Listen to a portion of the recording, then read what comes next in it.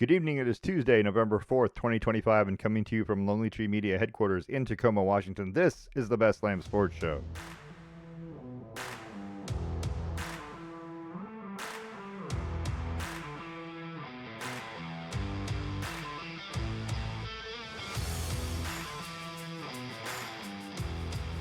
I'm your host, David Lamb. With me is my son, Parker. Say hello, Parker.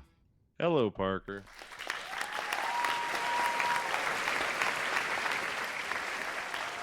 Yeah, that's what I'm talking about. Studio audience that's engaged. That's what I'm talking about. It's good Tuesday energy. Right? It's the free bumper stickers that we gave out. That's why. That'll Yeah. do it. Yeah, bumper sticker Tuesday is what we decided to call it. I don't know. I'm not in charge of marketing, so I don't know. Anyway, we got things. I mean, we got Major League Baseball. It's over, but I have some thoughts about the World Series. We've got college football and the college football playoff, and the selection committee has made their first rankings, and I have some thoughts on that too. I'm sure you do. Yeah. The NFL is getting more and more interesting as we go because I think it's getting closer and closer. And then we had the trades that happened because the trade deadline just expired. What, today? I think the Sounds right. trade deadline is today, but there's a lot of things going on. We had a record in the NFL that we're going to talk about, and then we're going to talk about the NBA a little bit in terms of why the Portland Trailblazers have a interim head coach. Has he been named as the head coach? He's just still an interim head coach, right? He's an interim. He's Yeah. not been named as the head coach. But we'll talk about that also. How was your day? Not bad. I think I told you before we had some flooring guys come in, so I had to listen to people banging rubber mallets on flooring for a good 3 hours. So Yeah. it was fun. That's Yeah. always good for the head. This is a good start. They were 45 minutes late, but then they didn't take as long as I expected. So a little plus, a little minus. Did you go out in the new car? I did. I've Yeah. gone out a couple times. I put 300. Well, I put 200 something miles on it already. What? So, yeah, I drive a lot. You enjoying it so far? Yeah, it's beautiful. We did decide we're gonna name it Esteban the Yeti, Esteban El Yeti. Yeah. Really? It's this whole theme. All of the cars are getting a variation of Steve. So one's Stevie, this one's Esteban, and then we gotta find like the Swiss version of it and things like that. That's fair. I get that. Yeah, yeah, it's goofy, but I know. But no, it's a blast. It is what it is. Your mom. So ours are all female, right? So yeah, the Jetta was Joan Jetta. Joan Jetta, that's a good right, one. Which we still have, by the way, and it's got 210,000 miles on it right now. Okay. It's great. It's a great car. I drive it to work every day. That's really impressive that it has that many miles. I put 70 something miles on it a day driving it to work because 30 something miles one way. Jesus. Yeah, and it just keeps going. It's been really, really good. Other than the fact that it burns through headlights. That's been a constant what do you factor. Mean burn through? How does that happen? What I mean is, so we're driving along, all of a sudden a headlight goes out, and you're like, "What? Why is my headlight out?" So you replace the headlight, right? Except the headlights, which you can do by yourself, they're not easy. They're wonkety. There's a little mounting thing that it goes into, and you got to put it in there, except there's a little retaining ring that goes over the top of the mounting thing. Anyway, and then once you get it in there, into the mounting thing, you've got to put it into the socket, right, where it goes, and you've got to twist to lock it in place. Well, the twisty part isn't easy to find where it locks in place. So about 1,000 tries later, you get it, right? And then and now one of them is broken. It's not all the way broken, but one of the two locking parts is broken. So it only has one locking part. So you have to be able to find that one locking part to make it lock into place. But anyway, we replaced the headlight, and then I don't know, 2 months, 3 months later, headlight goes out. Yeah, and it's been a constant thing. The one I have in right now, I'm not even gonna say, I shouldn't even say it, but the one I have in right now, I've had in for. I can say it. It's been in there for a while. Yes, yes. So you're doing okay on the one right now. Correct. I mean, maybe I just got it in there the right way, and maybe it's all the world's good, or maybe that Batch is good. Maybe this type of headlight is bad. I don't know. It's just been a constant struggle to keep a headlight. And it doesn't matter, right, left. It makes no difference. It just goes out. I mean, you're driving along, and all of a sudden, I'm literally have seen it go out. Like, okay, so we've owned that since 2011, right? How many Right. headlights would you think you'd go through in 14 years? 4, Yeah, maybe. I've probably gone through a dozen. That sounds about right. Well, same thing was happening in our Caliber, but that's because it had a seal leak, so water would get inside and burn it out. Yeah, I don't have that. So So yeah, it's been exciting. Anyway, long story short, she's a great car, Joan Jetta, and then so the white car is Vivian Volvo.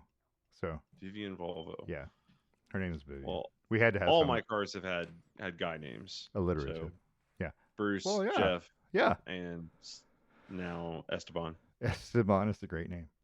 It really is. It is a good name. Right. Yeah. I Yeah. wanted to name him Yeti, but that's where we caved in the middle on Esteban El Yeti. Because we looked up what L. is Yeti He's in got a Spanish. middle name. EL, and we looked up what is Yeti in Spanish, and it's just Yeti. Yeah, no yeah. Right. So it became Esteban the Yeti. Mm. So That's good. Doesn't hurt that he's a white car, so He does look like a Yeti, right? Yeah. does look a little like a Yeti. Nice. All right. Anything else before we go? No, let's roll. All right, let's go. So let's talk about Major League Baseball. World Series ended on Saturday. The Dodgers, with a 5-4 win in 11 innings, won their 8th World Series title. Their second, by the way, all time. To who? The Yankees. Yeah, of course. Boo. Right. By the way, and this is just weird, by the way, there has been a Will Smith on the World Series champion for the last 6 years. It hasn't been the same guy. So the Dodgers have two of them, 2020, 2020 and 2024, 2025, this year. Anyway, and then in the middle, it was a pitcher named Will Smith. The Dodgers had a catcher named Will Smith. He's been on 2 championships. He's got 2 rings. And then the other Will Smith, the pitcher. No, wait a minute. Back up. He's got 3, the catcher. The pitcher, Will Smith, has 3 also at 3 different teams. So, yeah, he pitched for Atlanta and he pitched for, I don't remember all. But anyway, long story short, there's been a Will Smith on the last 6 championship teams. Is that not weird? I mean, it is a little weird if it wasn't such a common name. And yeah, it kind of is a you're right. It is a common name, but it seems like that hasn't happened in any stretch of World Series history. But now it is all of a sudden a thing. So it's weird how it just kind of happens all of a sudden. But there's 2 guys playing who are they didn't play well. I mean, it's not like these guys are dominating the opponents.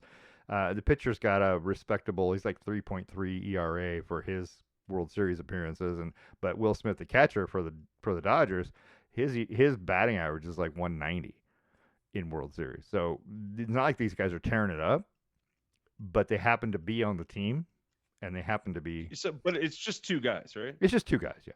But they got 3 apiece. 3 apiece, right? But just 2 dudes.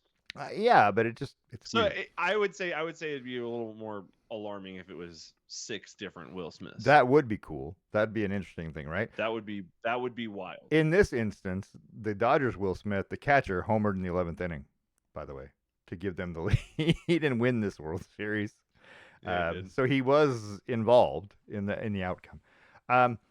This is my take. You can say what you want, and I will listen to you as soon as I'm done. Okay. The Dodgers beat the Blue Jays in the World Series. The Dodgers have a much larger fan base. Mm-hmm. That being said, the Blue Jays are from Canada, the only team from Canada.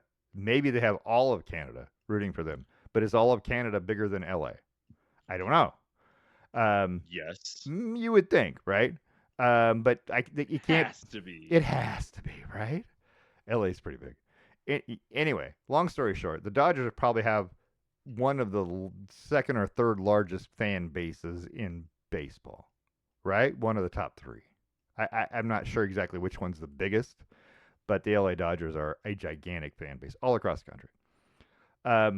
So the fact that this went 7 games, that Game 7 went 11 innings, is a TV bonanza right? For Major League Baseball. Lots of extra advertising, right? If this series goes 4 games, your advertising budget is half. If this could have been 60 games, they would have made it happen. Yeah. So it goes. Not only does it go 7 games, but Game 7 goes extra innings, right? So they get a lot of advertising revenue, and since the Dodgers have a larger fan base and they won the World Series, you're going to sell a lot more World Series title merchandise to those Dodger fans, and they're going to buy a lot more stuff. I think the MLB was lucky, if it's luck and not a conspiracy, that Seattle and Milwaukee weren't in there. Now, Milwaukee got hammered by the Dodgers, right? They got crushed. They got crushed. I think they got swept. But Seattle was right there with the Jays. Yeah. So that went Seattle versus the Dodgers would have been cool because it would have been like a I don't know, what am I trying to say here? Like a West Coast battle thing. Yeah, that would have been a nightmare for Major League Baseball because there's no East Coast involvement. There's no interest, right? Nobody on the East Coast would have cared that game was even going on. And even then, let me just ask this. Why do we cater to the East Coast all the time in these games? This game happens when a game happens. These were the last 2 were in Toronto, but the middle 3 were in LA. Why are those games not at 7 o'clock Pacific when we can get home from work and watch them? Because the East Coast can't, right? They aren't going to stay up late. Yeah, they are. If they're baseball fans, they're going to stay up late and watch it. Well, wasn't there was a couple games that were in like strange times. Like there was a game that started at like 2. That isn't even when all these people are home from work yet. They do a lot of. There's no excuse for that. They do a lot of playoff baseball in the middle of the day, and I do not understand that. So all 3 Dodger games were in this series were Monday, Tuesday, Wednesday, right? So you had weekday games, right? Okay, and I don't understand why those games. And if you look at them, they're. Let me see here. I'm just looking at this is Game 6, I think. Maybe if it'll come up. World Series not coming up. This game started at 5 p.m. October 28th on Fox, right? Yeah. 5 p.m. Pacific. So you aren't even home from work. If you work 9 to 5. They all started, yeah. Yeah, if you work from 9 to 5 on the West Coast where this game is happening, you aren't even home when it starts. Because there's no way you got home from 5 o'clock. Understood, but it's a fucking baseball game. It's I 3.5 hours. That the they fact do that this. you're not home from work is irrelevant. They do this all the time. You'll be home by 7, and you'll still catch 4 innings. They do this all the time, though. It's not just baseball. It's other things, too. The college football playoff will be on a Monday night at 5 o'clock Pacific, where you can't get home and watch it. Yeah. Yeah. But by that same token, your other argument is that when this game's in its prime, and it's the bottom of the 9th, you're watching it at 8 o'clock at night. It's true. Somebody on the East Coast is watching it at midnight. They need to go to bed. They have to work in the morning, the same way that you have to work in the day. You both have the argument on either side. Hold on. No. That's a different argument, and I'll tell you why. Here's why. If you have the option to stay up late and watch this, that is an option. Versus, it starts at 5, I get off at 5, I am driving home on the freeway till 6. I cannot watch it. That's different. Understood. That's an option. The East Coast people have an option to stay up late. If they don't want to, that's tough shit. The West Coast people don't have the option. Early, I have to take time off of work to go watch the whole game. They have to cut it. I mean, I get that there's a cost implication here. I get what you're saying, but the bottom line is, I think that this is a bigger deal than it seems. 5 p.m. start time, local time for a sporting event.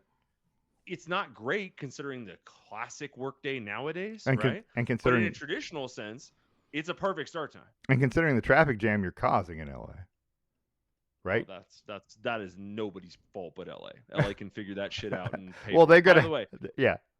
On the size of the population, Canada's 40 million, LA's 3.88. So perfect. There's a lot more Canadians. There are a lot more Canadians that are more in Los Angeles. How many of them are actually baseball fans, and then how many of them are Blue Jay fans?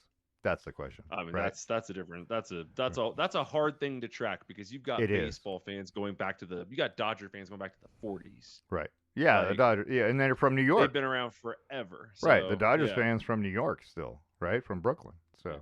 Yeah. Anyway, So you've got them going back quite a ways, but I'm yes, I would agree that Dodgers have a bigger fan base. However, Mariners aren't rooting for the Dodgers. Yankees aren't rooting for the Dodgers. hold on. Cubs fans aren't rooting for the You don't think the Dodgers. Mariners are rooting for the Dodgers to beat the Blue Jays, who beat them?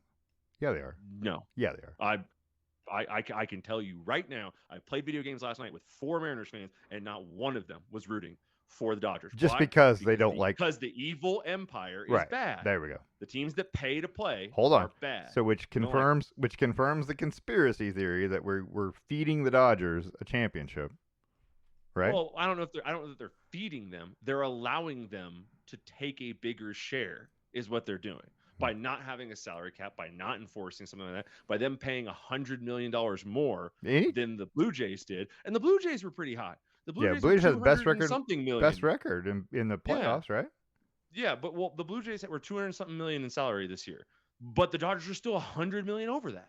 Yeah. Like, what are you gonna? This year, not $100 million over the last 4 years. This year, they paid $100 million more to players this year. I blame. So yeah, they're buying. I mean, you can blame them all you want. He's one of the lower paid guys, but they're buying titles. And the MLB is allowing them to buy titles. Shohei Ohtani is worth how much to your team? Because goodness well, if he pitches gracious. like he did in Game 7, he's worth nothing. Yeah, but he also pitched earlier in other series, in the National League Championship Series, and then earlier in this series. Be pretty damn good. I mean, I'm just saying. You don't. There is nobody. I'm gonna make Shohei Ohtani got paid $2 million this year. Apologies to Aaron Judge and other players who are really good at offense. Right? If you don't pitch and have those same numbers, how can you possibly be MVP? There is no way, in my opinion, that you're the best player in baseball when this guy puts up the similar numbers to what you have and he pitches. I mean, come on. There's no way that another player is more valuable. The Dodgers would be nothing without Shohei Ohtani. There's just no way. Yeah. Yeah, I mean, Shohei Ohtani is only making $2 million per year through really? 2033, yes. And the remaining $680 million on his contract is paid out from 2034 to 2043. Yeah, but I mean, he's got the Bobby Bonilla thing. He's going to be paid long after he's done with baseball. Thanks for bringing that up, because that's not a sore spot with the Mets. And he got $100 million in endorsements this year. Yeah. Well, I mean, he is gonna. Yeah. I mean, he's got the New Balance endorsement, right? You see him on those New Balance commercials all the time. Yeah. So he only takes he only eats, in terms of salary cap right now, $2 million per year. That makes him one of the best bargains by a long shot. Yeah, it's true. You're right. Well, I mean, it's only a bargain because he's not being paid right now. If he's being paid for what he actually did for the contract, the way he should be paid, he wouldn't be that much of a bargain. But anyway, yeah, I get what you're saying. Let's just say this, by the way. It is hard to repeat as a World Series champion, right? There have been 4 repeat champions since 1979. Right. 4. 2 of those are the Yankees. They won 3 in a row. That's 2 repeats, right? And one was the Toronto Blue Jays, 92, 93. Everybody else since 1979 has been a different champion every year. I mean, that's crazy. We're talking about what, 25 plus 20, 46 years, 45 years, 46 years, right? And to make it even weirder, it's 23 wins for the American League, 22 for the American League in the last 45 years. It's almost dead even. Yeah. Which is, how are we doing that? So in the NFL, 8 teams have won back-to-back Super Bowls. Yeah. Right. The Steelers have done it twice. Packers, Dolphins, 49ers, Cowboys, Broncos, Patriots, Chiefs. So there's only 8 of 32 teams there have done it. Right. There's been 4 in baseball. That being said, the Yankees have how many titles despite not having despite having a ton of repeats? But they won a lot the of those. those. Have how many titles despite not having a ton of repeats? Right. The Yankees won 98, 99, 2000, right? The Yankees won 78, 77, 78. And then if you go back, they won 53, 52, 51, 50, 49, 47. You know what I mean? That's where all the titles came from. They're like the Boston Celtics. The Boston Celtics won all of the 50s titles, right? The Yankees did the same thing. But So to what you said, since 1979, the Yankees have what, 1, 2, 3, 4, 5, 6 titles. yeah, They've got 6 titles, and more specifically, since 1996, they've got 1, 2, 3, 4, 5. yeah. No, they've So been good. They're so they've great. been so it makes, when you say like it's crazy that no one really goes back to back. It is. It also isn't. Apparently it's easier to do in football. There's less games, so there's less like weeding out. Right. I think in Yeah. football you can get lucky and string together a season and a Super Bowl run. In baseball, you have to prove it for 180 something. So, but there's still been the same teams that seem to be winning everything. It kind of. I mean, it is. No, that's true. What you're saying there is true. Since let's just say since the Yankees three-peated 98, 99, 2000, right? The Yeah. Yankees, the Red Sox won 4. The Giants won 3, right? Right. The Dodgers have won 3. So it is the same teams over and over again. It's a who's who. The Yeah. Cardinals have Cardinals, 2 in yeah. that time, I Cardinals think. have Yeah. 2. Yeah. So it is the same teams over and over again. You occasionally get like the Cubs and the Phillies, and you get those one-offs. Rangers jumped The up that 1 Rangers, year. yeah. The Or Rangers. wait, sorry, no, they didn't win. The Diamondbacks 23. won, right? No, Rangers won in 23. Okay, yeah. The Yeah. Rangers won. That was a weird one. It was like Right. the Rangers Diamondbacks was the weirdest World Series ever. And you have Houston winning 2, but maybe they cheated on one. I don't know. Oh, they 1000% cheated on. So, I mean, I don't know. I don't know how this all. I'm just saying. It seems weird that it's that even all the way between National League and American League for 45 years. 1 game off. So next year, the National League will win, and it'll be 23-23, right? I don't know. Yeah. I mean, it could be. So. And then even beyond that, you guys like Mookie Betts, who've got 4 titles now. Yeah. 4 of the last. I mean, he's only been in the league for like 11 years. He's got 4 titles or something like that. Right. Yeah. Like, that's insane. Yeah, I'm just saying that if you're the Dodgers, whatever Shohei Ohtani wants, you should pay him whatever he wants. It doesn't really matter. Well, they're never restructuring his contract. It's done. No, I mean, well, but I mean, eventually he's going to need a new contract, right? Not before his current contract, his $2 million a year, and then the backloaded $680 million. His $2 million a year is through 2033. Like, that's another 8 years of baseball. His arms are not. He's not going to be pitching that long. Probably not. At some point, it's going to become a better deal for him. The fact he won't be able to throw as well. He probably won't be able to hit with that kind of power. I mean, Judge is 3 years away from losing all his power. Like, they don't last long. You guys start juicing eventually. And you might be right. I'm of the belief that maybe Shohei becomes the spot starter, right? He starts when you don't have somebody gets hurt or whatever, right? He becomes a spot starter. He becomes a 1 inning reliever, right? I mean, that's what I would use him. That's how I would use him, because you can The thing is, he doesn't really have. You can bring him in like that. No, but you can bring him in from the outfield. Sorry, reliever, not closer. Yeah, reliever, not a closer, but just a reliever. Yeah, you can bring him in from the outfield, and then when you're ready to replace him with someone else, you can put him back in the outfield. You don't have to take him out like a regular pitcher, right? You can, because you're not going to want to. You want him to hit. I mean, I guess there was some reason why he pitched this last game, something to do with like a rule that if he would have been a reliever, he couldn't have also been some sort of hitter or something like that. Yeah, he had to be a pitcher to be able to hit or something. So they talked about it on the radio. I don't know exactly what happened, but the bottom line here is no one likes the Dodgers. No one wants the Dodgers to win any more titles. And baseball, Rob Manfred, isn't this his last year? I don't know. Maybe. I think he said that he's stepping down after this year. Yeah, will he though? I think. Well, I mean, if he's already come out, maybe. According to this, he will step down as commissioner in 2029 when his contract expires. 2029, so another 3 years. Yeah, 4 years. So another 3 years of Rob Manfred. So he's not going to do anything. So we at least have 3 more years of Dodgers and Yankees trying to screw everyone over. I like it. But maybe after that, we'll get a salary cap, and we'll actually get to see competitive baseball. Baseball needs a salary cap. Every sport needs a salary cap. It needs a salary cap. Even though you can still buy your way to a championship with the salary cap if you're willing to pay the penalty, right? If you're Steve Ballmer and you're willing to funnel that Yeah. money through backdoor. Yeah, I mean, stuff. whatever you got to do. I mean, if you're not cheating, you're not trying, right? So allegedly. let's talk. Yeah, Steve. They're about to get that team's about to get a new owner for the second time in a decade. It's crazy, right? Yeah, Um, if they find out that's true. But yeah, as soon as the salary cap comes into play, it'll allow teams like the A's, the smaller teams, to actually get and retain players because yeah. you won't. I mean, you won't have a team like. What would you say the salary cap should be? Oh, I have Any guesses no on there? idea. So if we're talking about and therein lies the problem when with the restructured contracts like Shohei Ohtani, right? Who's only Right. earning $2 million this year. That's not right. Well, I like the. I mean, I understand the why they do it.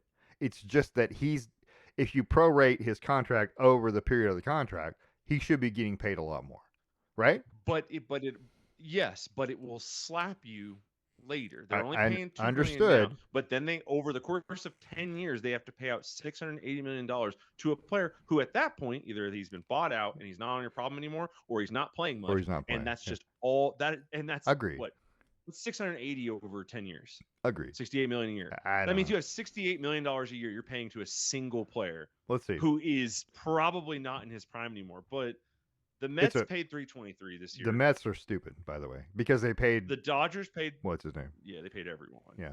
Yeah. The Dodgers paid 321. The Yankees paid 293. The Phillies paid 284. Then there's a $50 million drop off to the Blue Jays and the Rangers and the Astros, which are all 230s, 240s. The, But I'd say $200 million is your salary cap. yeah. Yeah, but you got And it. that, because if you put it at 200 million, that puts you, of the, how many teams are there? 30? That puts you at 20 teams are currently under the salary cap. And those 10 teams have to figure, or 9 teams have to figure it out. Yeah, there's I mean, what do you got? 25 players on a roster, right? Until the playoffs. They expand it for the playoffs, but 25 normally. So, you're paying 25 guys $200 million, right? Which means Sounds right. you're paying them all what, $8 million a year? I mean, Sounds right. on average, because you got the 3 or 4 guys that you're paying way too much, right? And then Right. and then you've got the rest of them. You got 4 or 5 guys you're not paying enough for sure. Um, anyway, I don't know. I don't know. Yes, there should be a salary cap in everything. Every sport needs a salary cap to make competitive balance, right? Hell, your job has a salary cap. They don't just pay everyone Yeah. anything. No. Like No, everybody's they has. don't pay other people that do my job a lot more money just because, Well, no, I mean like there's an overall budget right, but for the people at your work. right, Like and they try and spread it apart but evenly and then the with seniority and things like that. but the job position itself has a salary cap. There is no I can't earn $150,000 doing this job. It isn't possible. You have to go to a different job because it isn't Right. available. That's what I'm getting Well, that's probably because I mean, if you could do the job of everyone for $150,000, that'd probably save them money. It would, But yeah. it would but save they them don't money. do But Yeah. but they have to have multiple people to do multiple things. So they And put a cap on everyone, and then there's a overall cap beyond how much individuals are being paid. There's an overall allotment to right. pay people with, Well, and then they have to budget yeah. within that. Yeah. Every job is like that. And to be fair, I might not get paid next week for all I know. Anyway, because it's federal government. By the way, and there's people that I work with, not in my department, but there are people that we work with customers of ours that ship stuff that are not getting paid. They're literally there. That sounds right. They're coming to work. They're of national security. Their job is national security, so they have to come to work, but they don't get paid. They haven't been paid for last 2 paychecks, and that's not okay. Oh, by the way, that you have to come to work and you don't get paid for. Oh, we'll pay you when we get it all figured out. Will you though? Okay. How long? Here's my question: how long could you go without it? Let's say Cassie was in that position, and all of a sudden they said, "Well, you have to come to work, but we're not paying you." How long could you last without that happening? That's my question. 1 paycheck, 2 paychecks, 3 becomes a stretch, right? Yeah, that's what I say. Same. Yeah, that becomes a problem. It is a problem. But still, this is a diversion into the political realm. Yeah, we're talking about salary caps and jobs. It is a salary cap. Should be being paid. Yeah, everyone should get paid. Baseball needs a salary cap to prevent this uneven distribution of power. My point was, if you're coming to work, you should get paid. That was all my point. And it isn't about, I mean, necessarily Well, political, but they you are should. they are all getting paid. Those It's guys just are some are getting getting paid. Yeah, paid way too much. agreed. Let's talk about football. All right, we're gonna move. Right? I don't think I had anything else. Do I have anything else for baseball? No. Okay, good. I don't think so. And yeah, no one likes the Dodgers. You're right. So college football over the weekend in Week 10, by the way. Number 25, Memphis is still trying to move up the chart, by the way, in the American Conference with a 38-14 win over Rice. One of those teams from the what non-power four? What do they call it now? Is it Power Four? Is a group of five? They It used to be call a it group Power of 4, five. yeah. Yeah. So the one of the other right is going to get in automatically, Oh, right? The highest that's ranked. the group of whatever, yeah. Yeah, whatever. Memphis could be that team. I'm just saying. They may not, but they're 8-1. And the rankings came out today, right? yeah, we'll look at it in a minute. That's at the end. Say because there's a team in there already. There is a team in there. You're right. We'll look at it in a minute. Number 1 Ohio State with a 38-14 win over Penn State. I think Oregon broke Penn State. This is what happened. Penn State fought for a half, right? They were in it. They were really in the game. They played pretty well.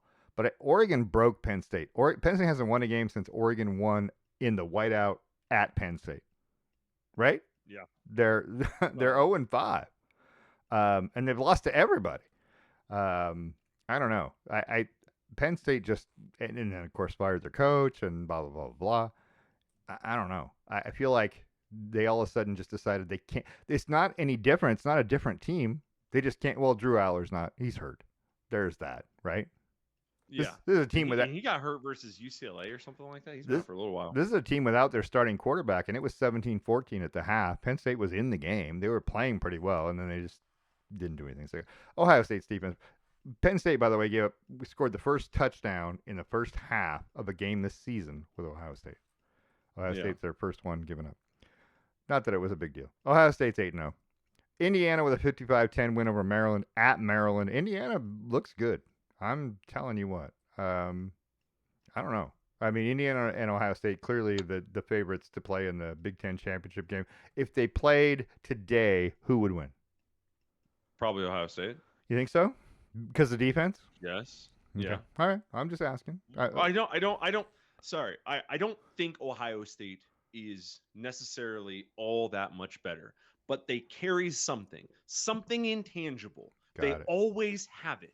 Yeah. And it always rears its head at weird times. They'll play a good team, and somehow they'll be on the ropes and sneak out a win. Yeah. They got that Seahawks thing where they should lose 5 more games a year, but they just squeak out wins one way or another. You can call it discipline, you can call it talent, you can call it coaching, you can call it whatever the fuck you want, but it's weird. It doesn't make any sense. And because of that intangible, that's why I think they would win. It's the same thing with Golden State. Not going to count them out until they prove to me they need to be counted out. Okay. And that's fair. I agree with that. Indiana hasn't been here. You know what I mean? Yeah. This is uncharted territory for Indiana. Indiana and Ohio State are probably, barring something weird, going to play in the Big Ten championship game. And that's going to be weird for Indiana. And I think Ohio State's going to bomb them. That's what I think is going to happen. Yeah. I mean, Ohio State doesn't have any tests left except at Michigan. Right. Like, and if you want to call that a test, feel free. The hardest strength of schedule down the stretch is probably Oregon's because they literally have Iowa at Iowa and then USC and Washington, who are both ranked. So that's not exactly a gimme. There are some games in there that these teams could lose, but they're going to be favored in every game down the stretch, Ohio State and Indiana. They're going to be 1-2 going into the Big Ten. Here's my question. Here's another question. Ohio State and Indiana play in the Big Ten championship game. What would it take for Indiana to fall from number 2, just a loss in the Big Ten championship, or they have to get blown out to fall from number 2 to like 3, 4? Because you know what they're going to do. Ohio State's going to beat Indiana, whatever the score is. Indiana's going to fall to 3 or 4, right? Behind somebody because they got a loss now. Oh my gosh. But everyone else has a loss too. You know what I mean? And I feel like the college football playoff committee is going to say, oh, well, Indiana's number 4 now. That's not fair because losing to Ohio State, there's no shame in that. Everyone has lost to Ohio State over the last however many games, right? Except for Oregon. Right. In the last 2 years. Yeah, Oregon lost to them badly recently. But they also beat them in the same year. So it all has to do with the SEC. So let's say Ohio State was 1, Indiana was 2, and Oregon was 3, and Indiana lost to Ohio State. They would not drop Indiana behind Oregon. I don't think it. I just think they would leave them alone. I think they let them be. But Texas A&M, Alabama, and Georgia are right there. Yeah, right behind Indiana. They're going to put any one or two of those teams in front of Indiana. They're just going to do it because why not, right? Why not bump the SEC up a little bit? A&M's undefeated on the season. Let's just throw them up one. So yes, they will drop out of that spot if they lose, only because the SEC is breathing down their neck. And any opportunity to put the SEC up top, they have proven time and time again they'll do. Yeah, I agree. Number 5, Georgia, with a 24-20 win over Florida. They barely beat Florida, a 3-5 Florida team. Yeah, it was on the road. Yeah. Agreed. But I honestly think they should have fallen. This was not a game where Georgia looked great. Yeah, they won, but Georgia has been doing that all season, barely winning, right? Right. They struggled to beat Ole Miss. They struggled to beat Florida. They're still winning, but and I guess that goes to the whole an SEC win is better than any other win, right? If you believe them, yeah. Yeah. I just don't think Georgia's the number 5 team in the country. I would put them at 10 or 11. This is me talking. I don't know for sure, but I think that Georgia's probably 10 or 11. I would agree. They have not had many convincing wins. And I would be interested to watch the Georgia Tech-Georgia game at the end of the season. I'm interested. Yeah, it could be good, but again, there's that intangible thing that Georgia does, right? Yeah. I'm picking Georgia to win until they prove that they can't. I'm getting to the point where that's gone for Alabama. I'll pick against Alabama, I think, every now and then. Yeah. But I still won't pick against Georgia, and I still won't pick against Ohio State. It's a bad move. Number 7, Ole Miss with a 30-14 win over South Carolina. South Carolina was preseason top 10, I think. But they're 3-6 now, right? But it was a pretty good win for Ole Miss. Georgia Tech, with their first loss of the season at NC State, 48-36. They were the number 8 team in the country. Not anymore. We'll talk about the rankings here in just a minute, but their first loss. And feel free to stop me if you got something to say about any of this. Number 20, Texas. All good. Number 20, Texas with a 34-31 win at against Vanderbilt. Vanderbilt scored 21 points in the fourth quarter to come back and make this a game. Vanderbilt's a pretty good team. I don't think Texas is great.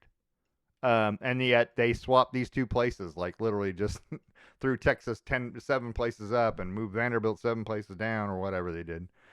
I don't like the way they do that. I think Vanderbilt is probably better than Texas. They didn't play very well in the first half. We're down 24-10. They spotted Texas a good lead. Yeah, they were down 34-10. Right at the end of 3. So not great. Didn't play great on the road. It's one of those things that happens. Like Oregon played at home against Indiana. Didn't seem right. It didn't feel right. It didn't look right. Miami lost their second game of the season in overtime against SMU, 26-20. This is what Miami does, right? And we talk about it at the beginning of the year every year. Oh, Miami's the number 4 team in the country. Yeah, are they though?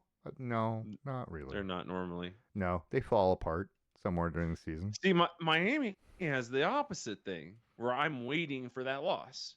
It's gonna happen. I'm not worried about Miami. They're going to drop a game that they shouldn't, or one that maybe they should. But they're gonna drop a game. Yeah, it doesn't bother you when Miami's 1 or 2 or 3 in the country because they're gonna lose. They're gonna lose. Yeah, you're okay. And SMU now, who's 6-3, is 4-1 in the ACC. They're a game ahead of Miami. They're effectively 2 games ahead of Miami because of the tiebreaker, right? So SMU could play in the ACC championship again. They did last year. Anyway, Notre Dame with a 25-10 win at Boston College. That game was interesting until it wasn't. But that's kind of how Notre Dame's been winning this year, struggling, and then all of a sudden they kind of win. 25-10 is not a great win against a 1-8 Boston College team. It is on the road, but it's not bad. It is what it is. Texas Tech, number 13, they got a win against Kansas State, 43-20. Texas Tech's 8-1. Oklahoma with a 33-27 win against Tennessee. That was a pretty good game to watch. I felt bad for Tennessee. They dominated the first half, and yet were behind at halftime. In terms of time of possession, in terms of takeaways, and they just couldn't seem to do it right. They couldn't seem to put it in the end zone. Yep, they struggled. They struggled. And they called some weird, again, like I see Tennessee year after year, like they did it with Nico Amalava, whatever his name is. Iamaliava. Iamaleava. There you go. You could tell there's something missing in his game. You don't know what it is exactly, because you'll see him make this big throw, you'll see him make this great run, and then he'll throw this weird incompletion or weird interception. And it's the same thing with Aguilar. Aguilar's the same way. He does weird stuff every now and then. But then to combine that, when Josh Heupel, when your quarterback is not doing good, he goes ultra conservative. Everything's bubble screen or run. And it's like, you gotta let the quarterbacks be a quarterback, dude. And also, Tennessee's line was getting bullied, absolutely bullied. I watched Aguilar take a snap, and by the time he hit his third step, there was a guy within an arm's reach. Yeah, and it's like you can't let him get to you that fast. Well, Aguilar, that's not Aguilar's fault. He had 393 yards and 3 touchdowns. It just, because they were struggling the whole time, he had to throw. Tennessee was the number 14 team in the country when this happened, right? This was 18 Oklahoma against 14 Tennessee. Tennessee's now 3-3 in the SEC. They're not going to the SEC championship game. It is going to be some sort of sub bowl game for Tennessee. Yeah, unfortunately, I mean, they're 25th in the initial rankings. Yeah. They'd have to. I don't know, who do they have left on the season. I don't think they have anybody crazy good. Let's see your Tennessee schedule. No way to make a statement now. Vanderbilt. They got nobody. Yeah, they've got NM State. Hey, and this is where scheduling those late season cupcakes bites you in the ass. You need quality wins, and you can't get them. Yep. Then they got at Florida, which they'll get a lot of credit for if they were to win that game. I don't know. Will they though? They should. Well, they should, because winning in this swamp. Now, they're not going to give you like 20 places worth of credit. Right. They're going to give you more than they should. Well, that's what I'm saying. They should give you credit like they gave Florida credit, right, for winning at Florida. Except Florida's going to be 3-8, right, by that point, 3-7, whatever, when they play. I don't know. Anyway, go ahead. Yeah, and then they have Vanderbilt to close out the season.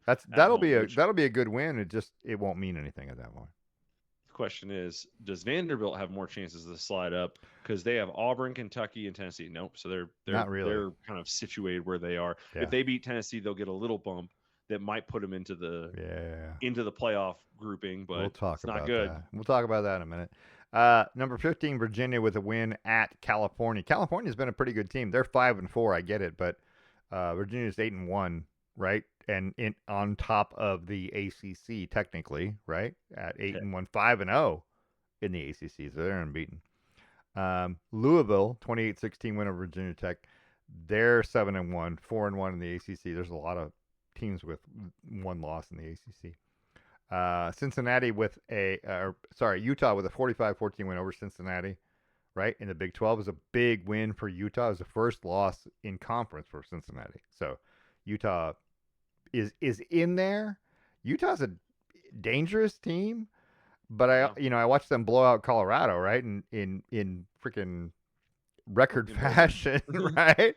But I also watched them do that against Oregon. I was literally at a game where they scored 66 points against Oregon in Eugene. Yeah, but those, you gotta stop bringing that up. Those were the dark days of it, and not a single player from that Utah team is still on this one, and not a single player from that Oregon team or coaching staff is still here. Agreed. So I don't know. But still, anyway. I mean, it's one of those things that I lodge in my memory because I was literally at the game. Colorado, or doesn't matter. They've throttled. They've played one team ranked above them, right? And they lost to that team. Colorado or Utah. You were there watching them get pummeled, but to try and correlate that Utah team to this Utah team, no, it's not. That's a tough break. I agree, but. Again, they've only played one team above their ranking, so who's better than them in the rankings, and they lost to them. Everyone else they've played has been behind them, and they've beat them pretty good. They got 48 against West Virginia. They got, they played two teams that were ahead of them in the rankings: Texas Tech and BYU. They lost to them both. Yeah. So they're punching down. Yeah, but it's still a dangerous team. Utah, I think, is still one of those teams that they're not like a top 10 team, but they're still a dangerous team, and I'd be careful. The problem is any scenario that's going to involve you, like a team you root for or a college football playoff team playing them, yeah, is they're going to be on the road.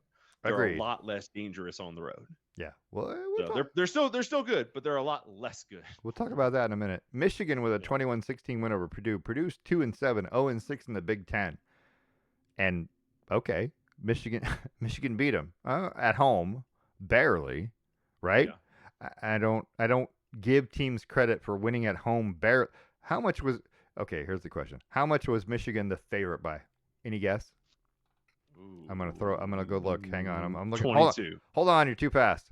I can't find it. I know. I'm just saying. Oh, okay. I think that's my guess. It's 22. Yeah, you might be right. Hold on, I can't find it. I got the attendance right. By the way, 110,000 people in Ann Arbor watched Purdue almost beat Michigan. I don't have a. Why isn't that on this page? Oh, there it is. Okay, back off. Michigan was 21.5 point favorite. I said 22. Yeah, you're right. So you're right. And so 21-16, winning by 5 at home. Woo. Okay. Michigan's worse than, and they've proved that all year so far. This isn't new. Agreed. News. But they've proved to be worse than they seem. Agreed, but they're still a top 25 team, and when you barely beat a team who's never mind. I feel like you should be punished more than Michigan. Michigan gets rewarded for winning because someone ahead of them lost, right? Right. That's not okay. You're the number 21 ranked team in the country. You beat a team that's 2-7 at home by 5 points when you were a 21-point favorite. You should not move up, regardless. Period. I don't care who in front of you lost. Nope. Did they move up? I mean, did they? We're looking at the AP. So here's the problem: we're looking at the AP poll transitioning to the college football playoff poll. Right. So it's not really a move up if it's a separate poll for the first time. But let's see here. Week 10, they were 21 when 21. They beat Purdue. Week 11, they're what? And in the college football playoff, they're 21. Okay, so they stayed the same in the college football. So they didn't move. What are they in the AP poll? I'm trying to look and see. Yeah. There it is.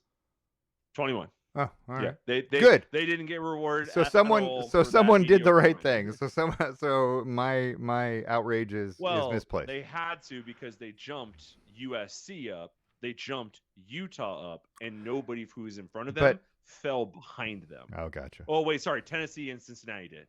So they didn't have anywhere to move them. Right, but the Tennessee loss is way better, right, than the Michigan win, right? Technically. That's the hardest thing to ever say. Right. Something's a better loss than somebody else's. A better loss than someone's win, right? Yeah. Well, I think it's true because Oklahoma's a pretty good team, but Purdue's not. You should have beat Purdue. This is a home game in the Big Ten. You should have smoked them, though. You should have smoked them. Yeah. I mean, 2 touchdowns at least, right? 5 points is like, meh. And you only scored 21. This reminds me of what Oregon did to Northwestern earlier this season. Well, but that was a road game. A road game. Yeah, a road game. And it was the first road game of the season. Agreed. There's a lot of things, but still, Oregon is not even in the same stratosphere as Northwestern. It shouldn't even have been as close as it was. And I give a team a little more leeway when it's the first time they've ever played there, right? Oregon's never played at Northwestern. That's the first time they've ever been in that environment. So that takes some adjustment. I mean, you can say what you want. Yes, they should have gone in and blown out Northwestern. I still think this is the first time you ever played at Northwestern at that environment. That takes time to get the feel. Purdue and Michigan have played how many times? 100 probably, right? Yeah. So you're used to each other. Purdue is used to playing at Michigan. It isn't new playing in the big house. It's a thing that we do all the time, every year. And they came in there and they were in the game. I mean, it was hot. Anyway, whatever.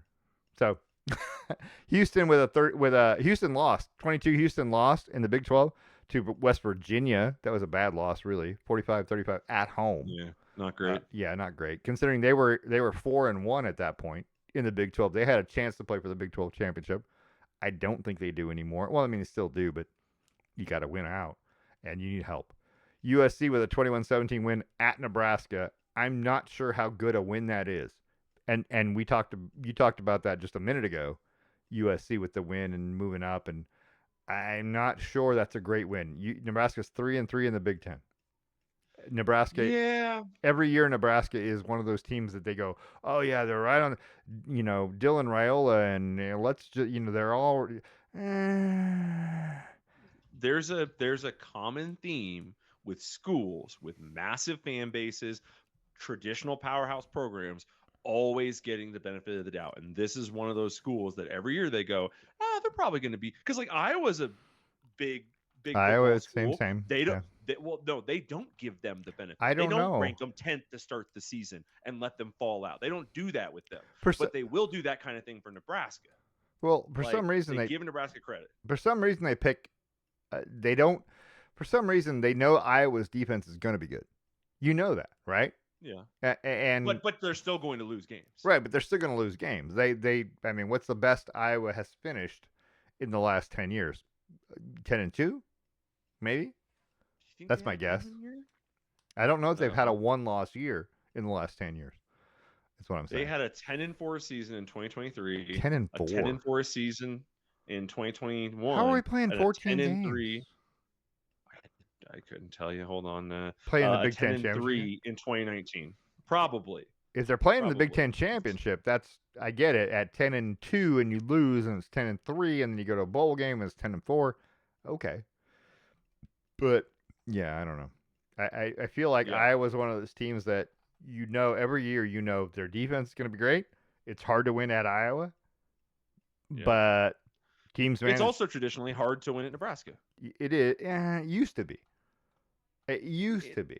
I don't know that it is anymore. I think it used to be hard to win at Nebraska. I think Nebraska is one of those big places that everybody hated going to back in the day.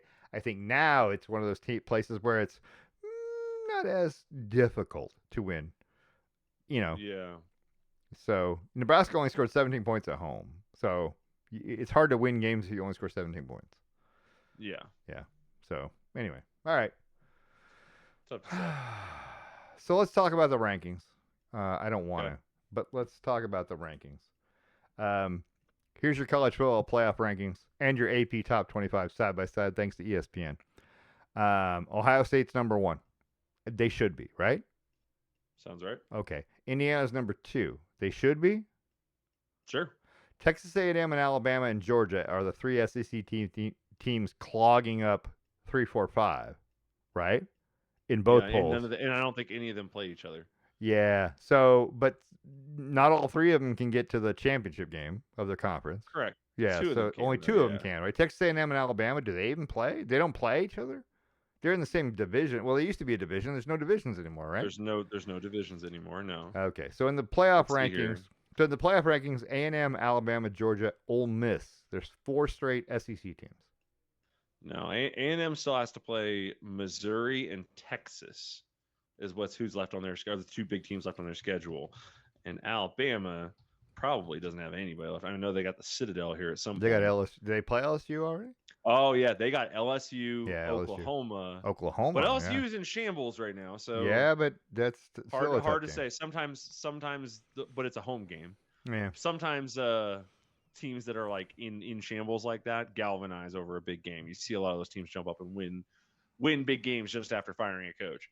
CU, UCLA. Right. But yeah, then they play Oklahoma, then they have Eastern Illinois, and then they have Auburn. So they have a pretty okay run except for Oklahoma, but Oklahoma's at home. So that's they just don't have a ton. And then Georgia's got Mississippi State, Texas, Charlotte, and Georgia Tech. So they got Texas and Georgia Tech are the 2 tough teams left. Georgia Tech is on the road, like 20 miles, but it's on the road. And then Texas all the way is to at Atlanta. home. So yeah. All 3 of these teams, the hardest team they have left to play is at home. Yeah. So, it'll be interesting. So yeah, I don't see a big scenario where they're gonna do it. And then old Miss, who's sitting right there at 6th. Yeah. So they're in a weird spot. But Old Miss plays Citadel, Florida, and Mississippi State. They got no one left.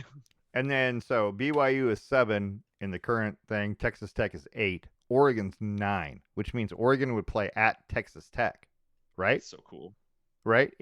I don't think they should be on the road as a 7-1 team currently. But all right, we still have time, right? We still have 4 games left. So we'll figure more out. Here's my issue. The AP top 25 and the college and the coaches poll, right? Both have Oregon at 6. There's 130 voters between the AP top 25 and the coaches poll who say that Oregon is the 6th best team in the country. Both polls have Oregon at 6. How can these 12 people in the college football playoff ranking say they're 3 spots worse than that? 130 people versus 12. I understood. We also criticize those 130 people every time they give Miami a 5 seed. They did. So but this might be right. I don't want to sit here and be like, they're dumb this time, they're smart this time. I pretty much generally agree that they're all super biased towards the SEC and towards some of the blue bloods, and that's it. Agreed. And they tend to shaft people however possible. However, they've been making their polls week after week, and not a single one of them is official or means a damn. Agreed. So when the college football playoff people sit down to make their poll, remember what I told you, they're not supposed to use any of that other crap. They didn't. Right. And that's how they end up with Oregon at 9. Agreed. Because they ignored all the shenanigans that the media members are doing and just did their own thing. And when you do that, I mean, let's be real, Oregon doesn't have. Agreed. They have a Penn State win at Penn State, which it's a good place to play. It was a whiteout game, whatever. Even if Penn State's a bad team, that's a big place to play. But they don't have much else. Agreed. But everyone told me that was the hardest environment in college football. It right? is. And they went in and won. That's the credit. That's the reason they're 9th. Right. And not 15. Agreed. It's because you're getting credit for that win, but if they were still like a 3rd, 4th, 5th, or top 10 team, Oregon would be in the top 5 right now. I just don't agree with 9. I think 9's BYU. I understand they're 8-0. I get it, but they play in the Big 12. Do you know how many teams in the Big 12? Never mind. We'll talk about that in a minute. I don't think that 9's the right spot. I just don't. I understand that you want to throw as many SEC teams in there because the top 12 includes 6 SEC teams. Right. In the college football playoff. So 6 SEC teams right now would get in the playoff. I don't think that's okay. I think that there needs to be a cap. You can't tell me that Oklahoma and Texas are so good compared to. Hold on, I'm only counting 5. So A&M, Alabama, Georgia, Ole Miss, Texas, Oklahoma are in the top 12. Texas would not be. I'm looking at the bracket right now, and they're in the top 12. They're not in the playoff. How can they not be in the playoff if they're in the top 12? Because Memphis isn't. Oh, there you go. So one of them has to fall out. And is Texas? Is Oklahoma in the bracket? No, they're not in here either. So neither Texas or Oklahoma is in the bracket. So who else is getting in? Hold on. The existing bracket shows Memphis at Georgia, the Big 12, Oregon at Texas Tech, Virginia at Ole Miss, Notre Dame at BYU. So the hold on. Let's go look. So BYU and Texas Tech play this week on Saturday. Yeah. So one of those two teams is gone. Well, let's be fair. They're going to be out of the playoff, right? They're going to be. I mean, they're not going to keep them in because the Big 12 is terrible compared to the other conferences, right? So one of those two teams is losing, BYU or Texas Tech. Right. Okay, so there's that. But then also an SEC team is going to get shifted around here because 2 of them have to play each other. In theory, based on this exact ranking, A&M and Alabama will play each other in the conference championship. That'd be great. One of them's going to fall down. They won't fall. They won't penalize them for losing a conference championship game. They won't, like they do everybody else. They will not penalize the SEC champion, the SEC loser. They will if it means giving Georgia. That's spot. True. Good point. But they won't penalize them enough, is what I'm saying. They won't penalize. No. So let's say A&M plays Alabama and A&M loses. A&M's going to fall to 5th or 6th. Mm-hmm. They'll still be in this, and and they'll move Georgia. And Georgia will slide into the top 4. They'll still be there. They're not going to fall out of it. That's what I'm saying. The only team that can fall out of it at this point would be from the SEC would be Ole Miss. They would have to lose a game or 2, and they have the easiest of the schedules left. Well, agreed. And they don't have a conference championship to worry about, so they have no future losses to really be concerned about at the moment. So Texas and Georgia play this week, right? Yeah. How bad would it be for Georgia if Texas beats them at Georgia? It would be worse. It would be worse for Oregon. And Texas A&M plays at Texas. Yeah. The last game of the season. So Texas still has 2 ranked teams in the top 5 Yeah. right? They So they can Texas put still can make a themselves up in there. statement, even if they beat one of those teams, which I'm Yeah. thinking they will. They'll beat one of these teams. I don't know who it'll be, but they're going to Yeah. beat one of these teams, and that's going to Oregon cause and more Notre chaos. Dame are the most at risk from this whole thing. Well, yeah, and you okay? Let's back up. You told me Oregon was okay, right? In the I whole think playoff, I think they'll be fine because no, hold on. If Georgia beats Texas, then if none of Georgia this beats, matters. okay, Even if A&M beats but Texas, Texas is already then none of not. this matters. But Texas is already A&M has not in two the playoff. chances. Understood. But what we just all right. So there's two conversations happening. There's the first conversation where you said if Texas beats this team and this team, If they win, what right? does that do? Yes, that puts a So, big threat on Oregon. Will yeah. they? No. They're gonna beat somebody. They're That's gonna the beat. bigger issue. Okay. Is they won't. They're not going to beat both Georgia and Not A&M. both. They're going to I don't drop think one of they'll those beat both. games, and if they drop one of them, then we're good. It And doesn't matter. And Oklahoma plays at Alabama and home against Missouri. That would be detrimental for Alabama to lose to Oklahoma. Oh, I think, for sure. But not.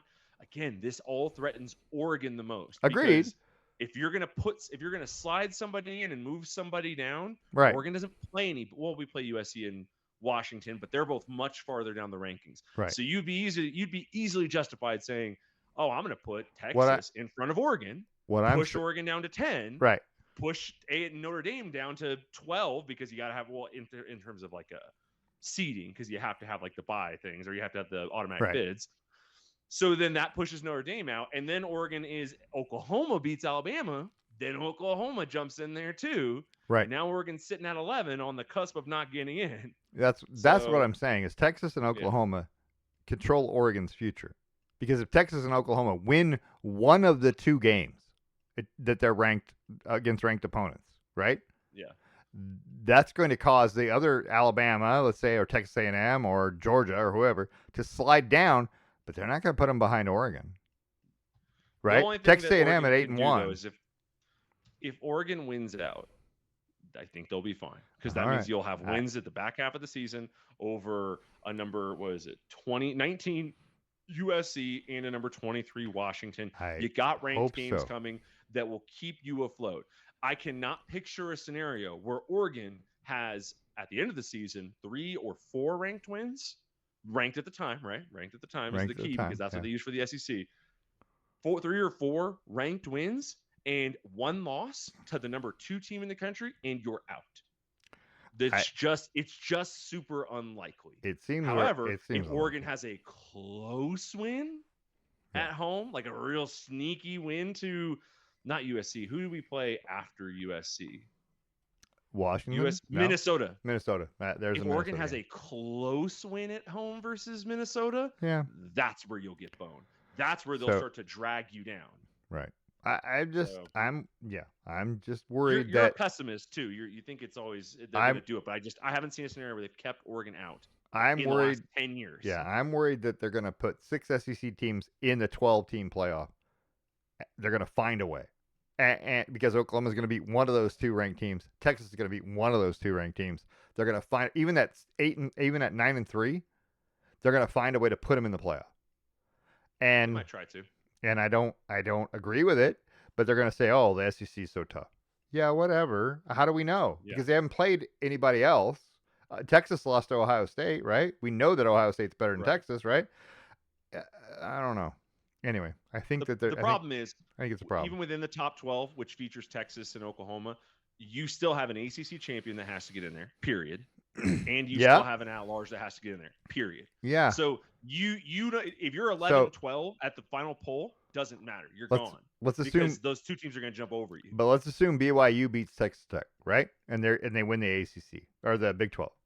Right? Yeah, that's going to create. Oh, I forgot that those 2 are going to play. So that could create a little lane for an SEC team to slot in that doesn't impact Oregon. Right. Texas could jump in, but Texas Tech falls out. That sort of thing. Let's assume that the favorite team BYU is 8-0, Texas Tech's 8-1. Let's assume BYU beats Texas Tech, right? And they move, and then Texas Tech will fall, right? Okay, good. But you also have the ACC, so Virginia and Louisville, right? Georgia Tech. Okay. One of those teams wins and they're going to get in, right? They have to get in. So regardless of where they're ranked, 14, 13, 12, they're going to get in. So let's say it's Virginia, who's 5-0, right? Let's say they get in the playoff. So Virginia's in, BYU's in. Virginia takes Yep. place to Texas Tech, right? Sure. Texas manages to beat, I don't know, Georgia, and Sure. Oklahoma beats Alabama, right?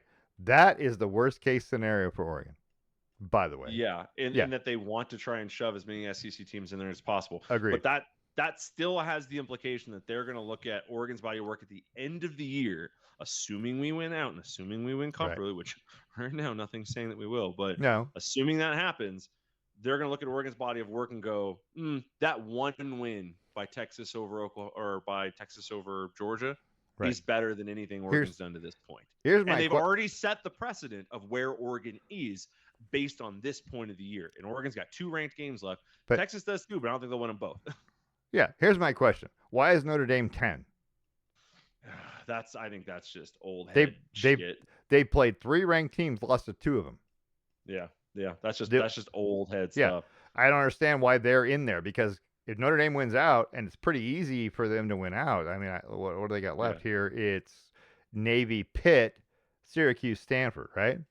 Yeah. If they win out, clearly they're going to be in the playoff. Yeah. There's no way you can keep them out. And yet they haven't beat anybody. They beat 1 ranked team. Yeah. Come on, man. Tech, Louisville, and Virginia all have only 1 loss. And yeah, there's some amount of they got to play each other to some extent still. But like, when you get to this point in the season, 1 loss versus 2 losses, it's kind of negligible depending on what the losses are and what the wins are. Yeah. But Notre Dame's done nothing to this point to prove they need to be here other than being Notre Dame. So this is one of those ones where somebody's just eye testing it and hoping they can slide them on through. But that being said, who does Notre Dame have left to play? Notre Dame has, what did I say? Pitt is the Navy, Syracuse, and Stanford. Yeah, they don't have that many teams left to play. Pitt's the only ranked team technically, but it's on the road too. But they're 24. Yeah. They're not like it's not like a big deal. But they're 24 in the same way that Michigan's 21. Like dangerous. Yeah, I understand. More dangerous than they seem, but less dangerous than overall. Right. No, their only 2 chances to lose here, I think, are going to be Pitt and Stanford's not much of one. So, but I don't know.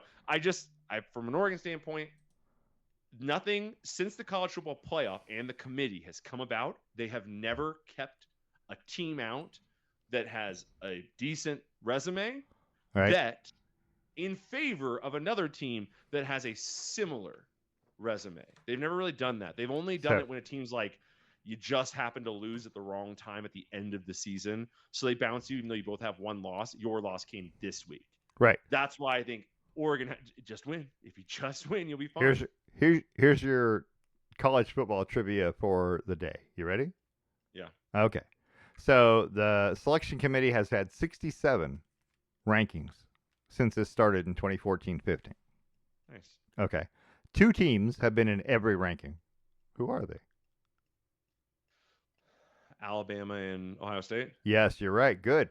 Who's third? They both in 67. Who's third with 60 appearances? 60 appearances. Out of 67, yeah. They've been in the rankings 60 out of 67 times. Who's third? Georgia? Clemson. I guess they were. Yeah, right. They used to be good, right? Yeah, all right. Yeah. Until last year. Yeah. All right. 8 teams. Wait, hold on. I think it's 9. 1, 2, 3, 4, 5, 6, 7. 9 teams have been number 1 in the college football playoff rankings. That's their highest ranking ever. 9 teams have been number 1. You know Alabama, right? Yep. Okay. I know Ohio State. You know Ohio State. That's 2. You know Clemson. I know Clemson. You know Georgia. I know Georgia. Name the other 5.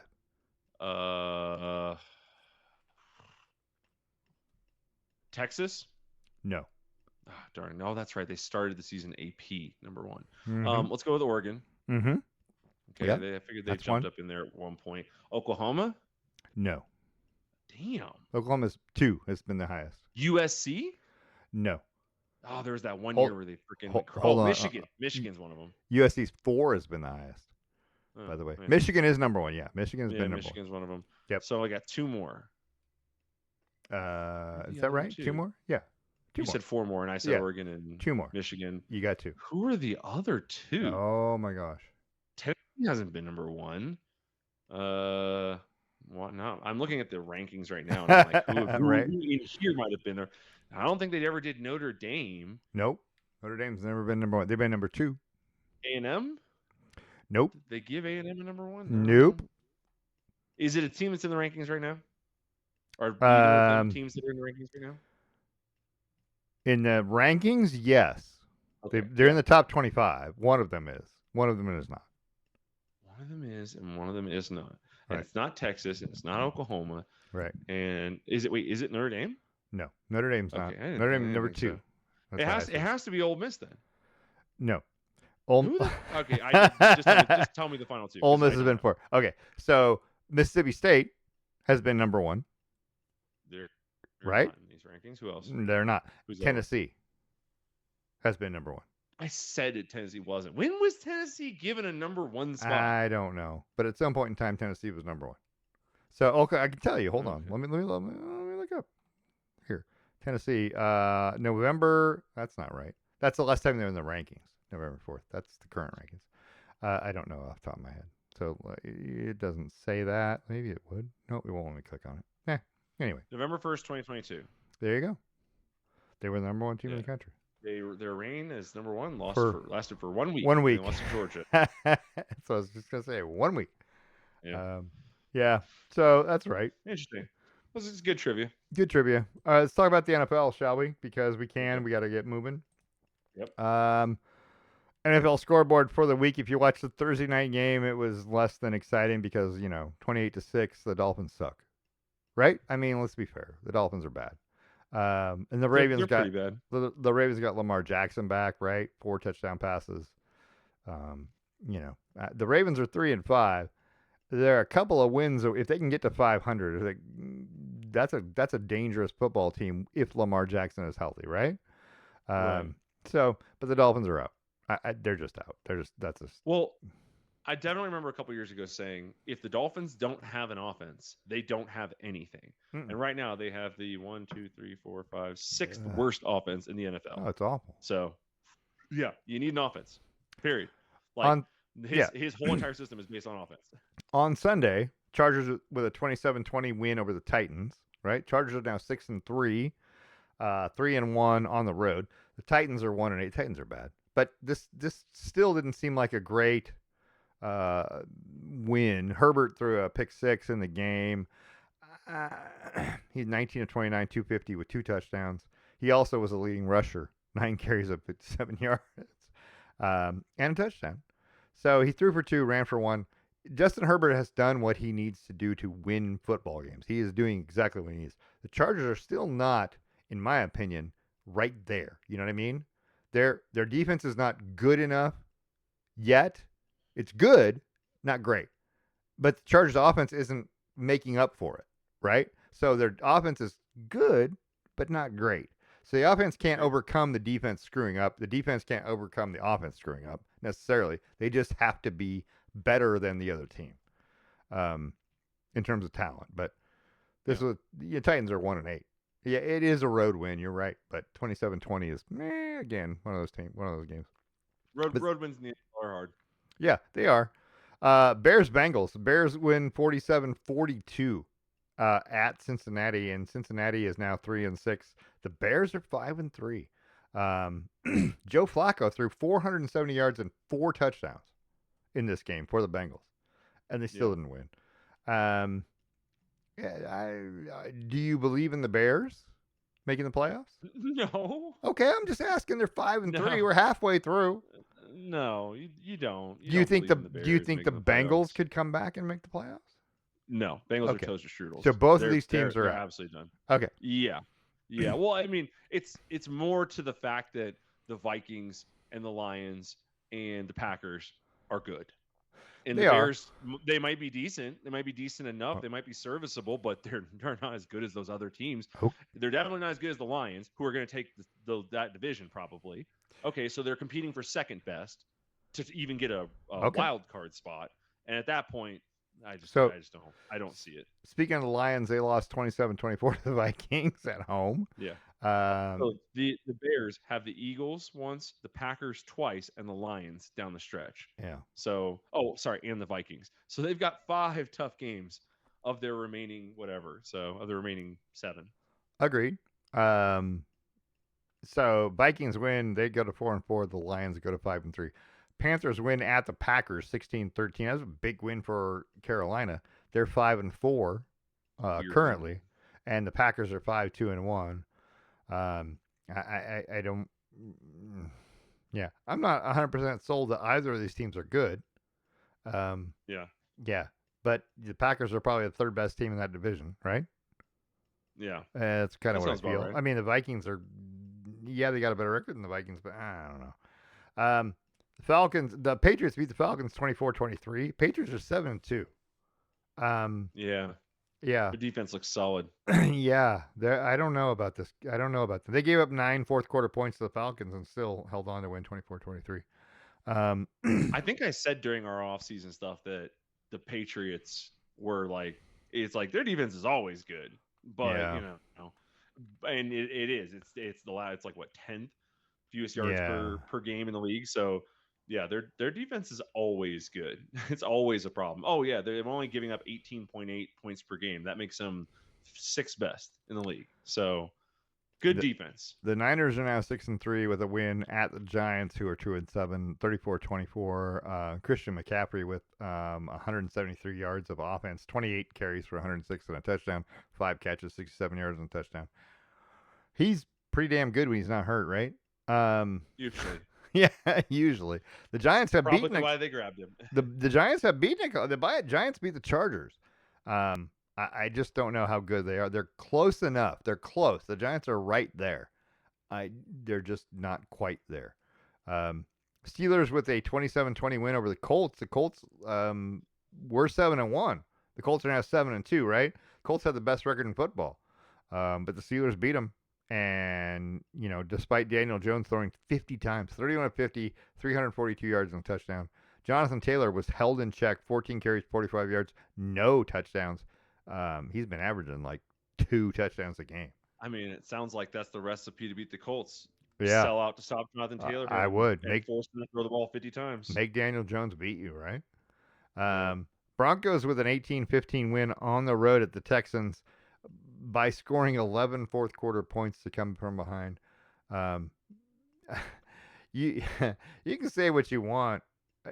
Their defense is good, right? Their defense is borderline great. Hey, we didn't give him any touchdowns in this game. Yeah. Right, borderline great, but why can't they start from the beginning? Why can't the offense just start in the first quarter and put this game away before we even? Why does it got to require a fourth quarter comeback against the Giants, against the Texans, against whoever? I've been saying this shit for 2 years. They crushed the watched Cowboys. them do it against. Well, yeah, that's the anomaly. That's the exception to the rule and how we normally perform. Right. But you saw it live against the Chargers. Yeah. They dicked around for 2 quarters. They did. And then they finally started to turn it on a little bit in the third. And then they were like, oh, crap, we're in panic mode. We got to go now, fourth quarter. And it was what it was. So they found a way to lose that game, and it wasn't even – I mean, the Broncos, let's be fair to the Broncos, right? Yeah. They have a 1-point loss to the Colts and a 3-point loss to the Chargers that are keeping them from being 9-0. And the Chargers both on the road. I feel like, and the Chargers one, I feel like you have less of a as a Bronco fan, you have less of a gripe about. Kind of is what it is. Yeah. You kind of blew that drive at the end. But the Colts one, there's that debatable penalty. Right. The leveraging penalty, things like that. So like apparently Sean Payton today is all over the things, the airwaves. Sean Payton sent 12 video clips from this past weekend of non-called leverages. And he's been sending them every week. There's been seven one possession games the Broncos have been involved in of their 9 games. 7 of them have been one possession games. Well, yeah, but we're 4 points away from being 9-0. From being unbeaten. It's crazy. But we're also like from 20 points away from being 2-7. That's true. That's true. Yeah, they were right there. And then of course the Jaguars with a 30-29 win over Las Vegas, the Raiders. The Jaguars are 5-3. They get a 68-yard field goal from Cam Little, which is an NFL record, by the way. But the Jaguars without Travis Hunter now. He's out. Is he out for the season? He's on the IR, so he's I think on IR, so pretty close. 3 to 5. Yeah, pretty close. I mean, because there's only 8 games left or so. 9 games. Let's see here. Is not So, expected to be out long term with knee injury. oh, okay. There you go. Yeah.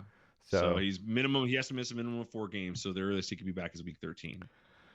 yeah, it was an interesting game. It's close. It's closer than it should have been, right? If you're a Jaguars team that's thinking about winning, it goes in overtime. But anyway, the Rams with a 34-10 win over the Saints. Saints are the worst team in football. Yes or no? Ooh. Jets, Saints. Saints. The Jets. I'm gonna go with the Jets are the worst team in football. Okay. The Saints are a close second, but I also feel like the Saints are tanking. By the way, the Jets had the week off, so Yeah. the And they're Saints might be still the tanking. worst They team in might be football. tanking. Yeah, they may be. Matt Stafford had 4 touchdown passes in this game. So the Chiefs and the Bills, that was a good game to watch. I watched all of that game. I I didn't think I let's be honest. I didn't think I would stay awake. We got up early Sunday and we did some stuff. We took a dog Yeah. park and we move around and we do cleaning up and this and that. And then the afternoon games. I didn't watch any of the morning games. I watched this game in the afternoon because I knew it was going to be good. Bills win 28-21. The Chiefs are 5-4. That's a struggle. 1-3 on the road. But to be fair, the Bills, I think, have won the last 3 or 4 regular season matchups against the Chiefs. But when the playoffs come, they lose to the Chiefs. just saying that, just throwing that out there. Josh Allen, 23 of 26, 273 and a touchdown. He ran for 2. So I don't know. I like Josh Allen. I like the Bills. I'd like to see them win the AFC one of these days. I don't know if that's necessarily going to happen. The Chiefs always seem to beat them in the playoffs. I don't know. They what do that always is. seem to, huh? Yeah, they do. They manage to find it. All you need is 13 seconds, right? Allegedly. The Seahawks. Sam Darnold had one of the best first halves I've ever seen. Right? The Seahawks beat the Commanders. They were ahead 31-7 at the half. Sam Darnold goes 21 of 24 for 330 and 4 touchdowns, but he was perfect in the first half. Yeah, that's one of the best things I've ever seen. Jackson Smith-Njigba has 8 catches for 129 yards. He didn't even have a touchdown in this game. And he still killed it. And he still killed it. He's awfully good. But the awfully good. Seahawks are 6-2. They're right there with the Niners and the Rams, and that's going to be a 3-way race for the division title. It's going to be great coming down the stretch. Cardinals with a win, 27-17 at the Cowboys. Both teams now, well, 3-5. The Cowboys are 3-5-1. Cardinals are 3-5. Cardinals with the Cowboys. Cardinals with an interception late to win it. I mean, it was just a desperation sort of thing. They were down 10 and they needed to throw, so it is what it is. Jacoby Brissett, though, is the quarterback for Arizona that beats the Cowboys. If you're going to let Jacoby Brissett beat you at home, right? I can't take you seriously anymore. I can't. Not that I was before with the Cowboys, but I mean, Jacoby Brissett's a lifetime backup quarterback, right? Right. So I don't know. That's the guy you're letting walk all over. Right? Yeah. And Marvin Harrison was catching passes and whatever. It just, I mean, the Cowboys just don't. Their defense is terrible. Their defense is terrible.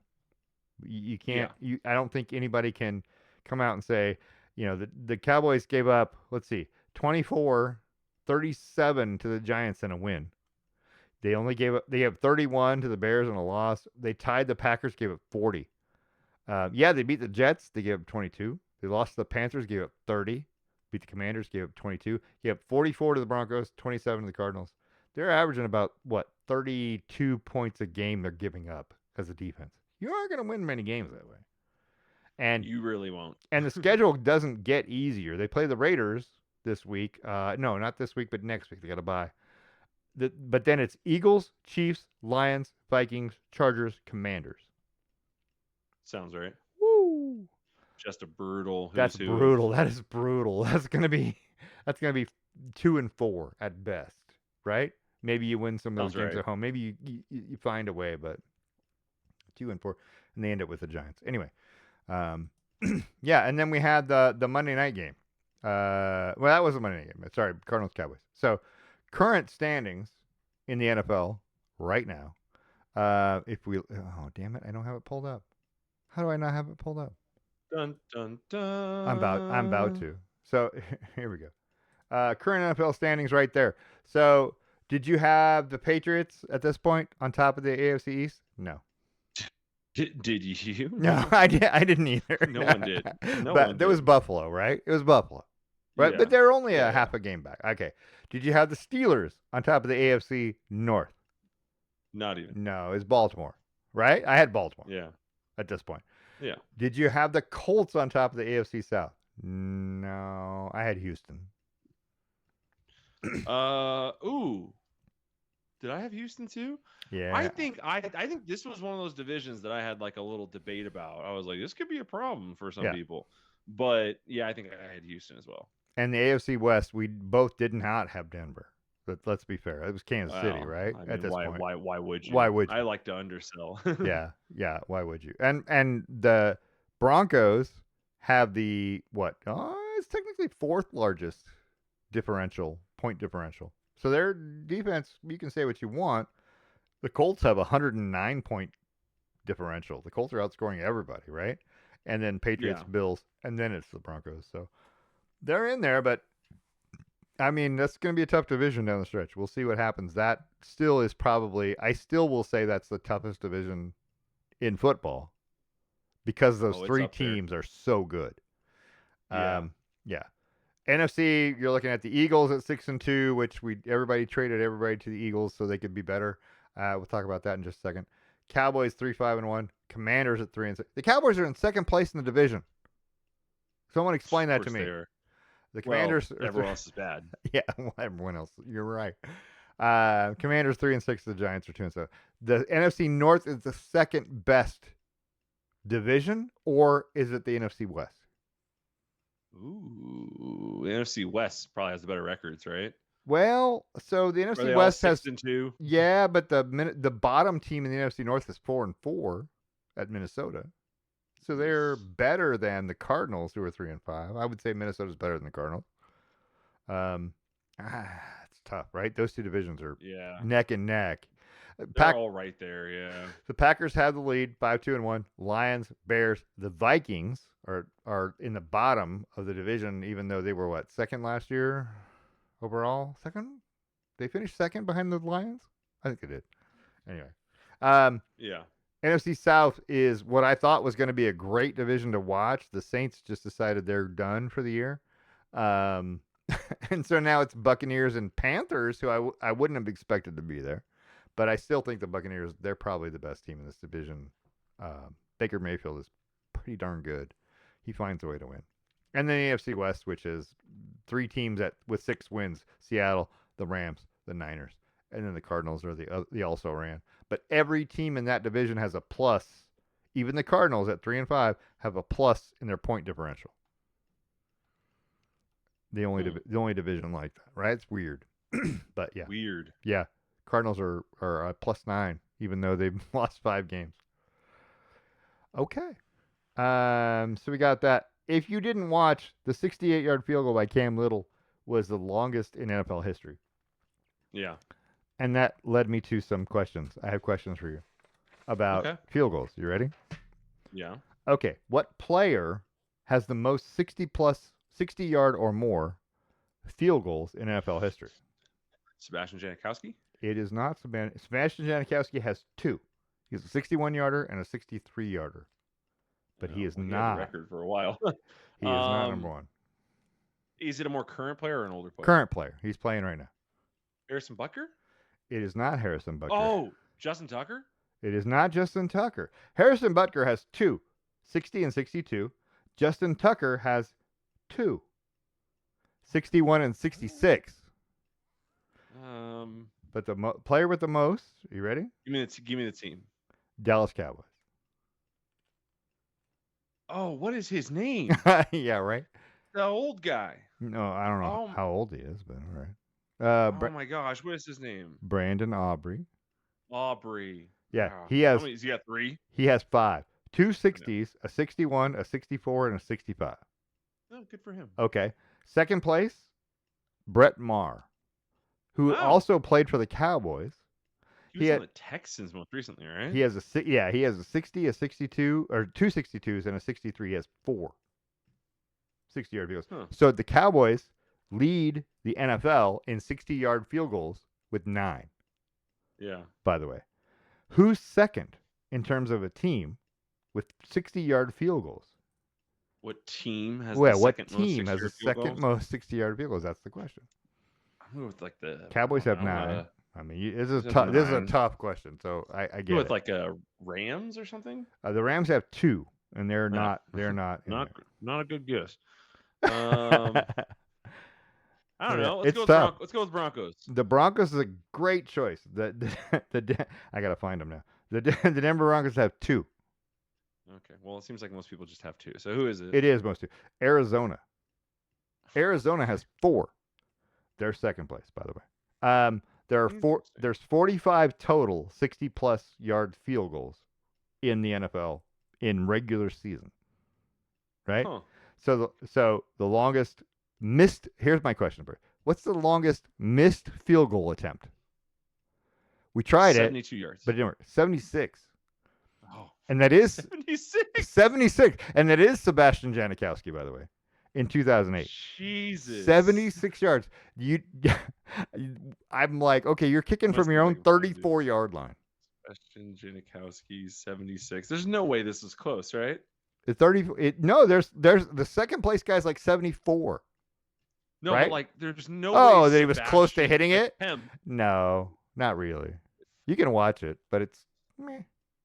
I'm watching it right now. They're running him out on the field. Let's see this thing. Yeah. All right. Oh my God, he's at his own 34-yard line. He's kicking from his own 34-yard line. Yeah. I gotta tell you, that was nowhere near. Nowhere near. It landed at the goal line. I mean, and then there's a 74-yard attempt, right? And there's whatever. Okay, so there. All right. What's the longest preseason field goal attempt? I didn't write it down. Oh, longest preseason? Yeah. Wasn't there a long one this year? Yeah. Was it this year? Was that the one? It was this year. Oh shit! Who was it? Yeah. It was. Wait, was it? This was still Cam Little because it's still Cam Little. You're right. He hit like 3 of them in the preseason. They were like Bang. crazy. He hit one against Pittsburgh that was like 70. Oh, was it really? Holy shit. I want to say it's 70 yards. I could be wrong. I didn't write down the yardage here, but I'm pretty sure it was closest. It was 70-yard field goal. Hell yeah. Yeah. And then so I did some numbers here. Dallas has 9. Arizona has 4. New Orleans has 3. They're third.